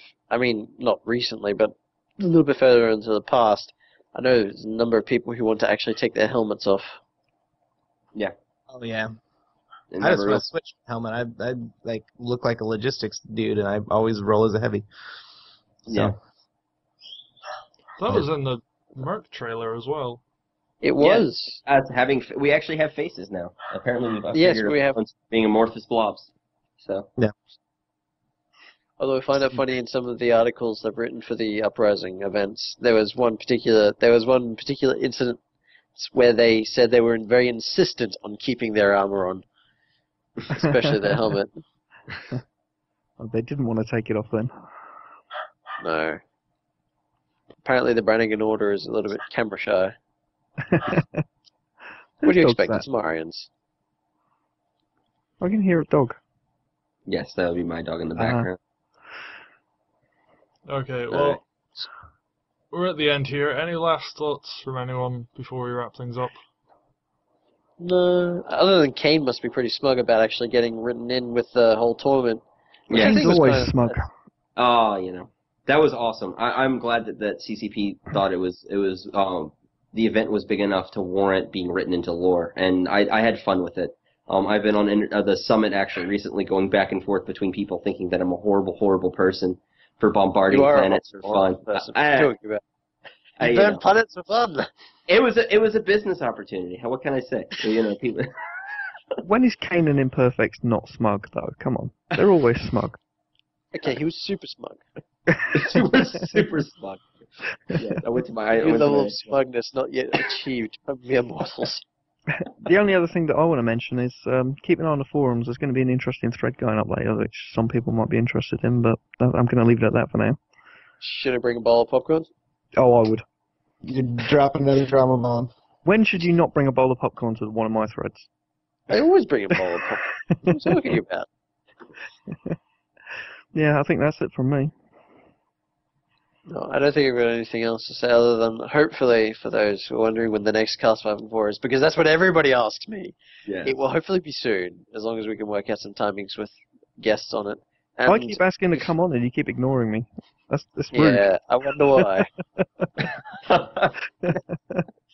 No, we'll see. It's not on the cards at the moment because we're trying to get this next You're episode, busy. and then the episode after is CCP, and then maybe the episode after we might get you on. No, I remember you saying you guys have got a lot planned at the moment. I'm looking forward to seeing the episodes that you've got planned, actually, or rather listening to them.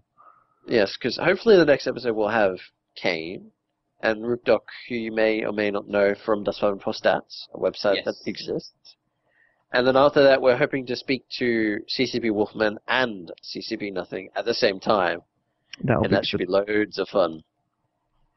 So for Especially if anyone anything- actually interested in watching that content or listening to that, where can they find it? It's, if you go to YouTube, you can find us, Dust 5 and 4 Base. Dust 5 and 4, if you go to dust5and4.org, you can see the links there somewhere. Or if you go to dust5and4base.com and click Class 5 and 4, that should have the entire listing of all the episodes. Or search for it on iTunes. That worked for me. Yes, we do actually. I keep forgetting we have it on iTunes because I don't use it, and I don't actually know that many people that actually do use it from iTunes. Yeah. Don't tell me you use iTunes. I do, yeah, Wolf? that's where I get it from. I've got all the You- podcasts that I listen to, I've got them all set up and they just automatically download whenever there's a new one, and that's about it, really. So you're the one person that uses it. Yeah. I don't buy anything from there, I just use it to keep my podcast up to date. No, I don't think I've used iTunes since Potted Podcast finished. Okay. No, that was Anyway, so. I think that's us for this week.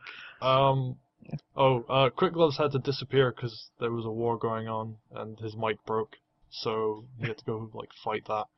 He ran That's so how we got apology so much for the accomplished. jigsaw. He ran stuff out of that's happening drink. down here that everyone else can't see. Yeah. And next week, we may not be on next week because I'm building stuff on that Saturday, and Kane and Cerebral know about this. But I'll maybe if we aren't here next week, I'll have something else fun that's on the channel, so you can go watch that instead. But yeah, hopefully we'll be back next week, and I'll be in a Go different get room. I'm sleep. Yeah, anyway, thanks for watching. Go click subscribe up there, and yeah, cheers for watching.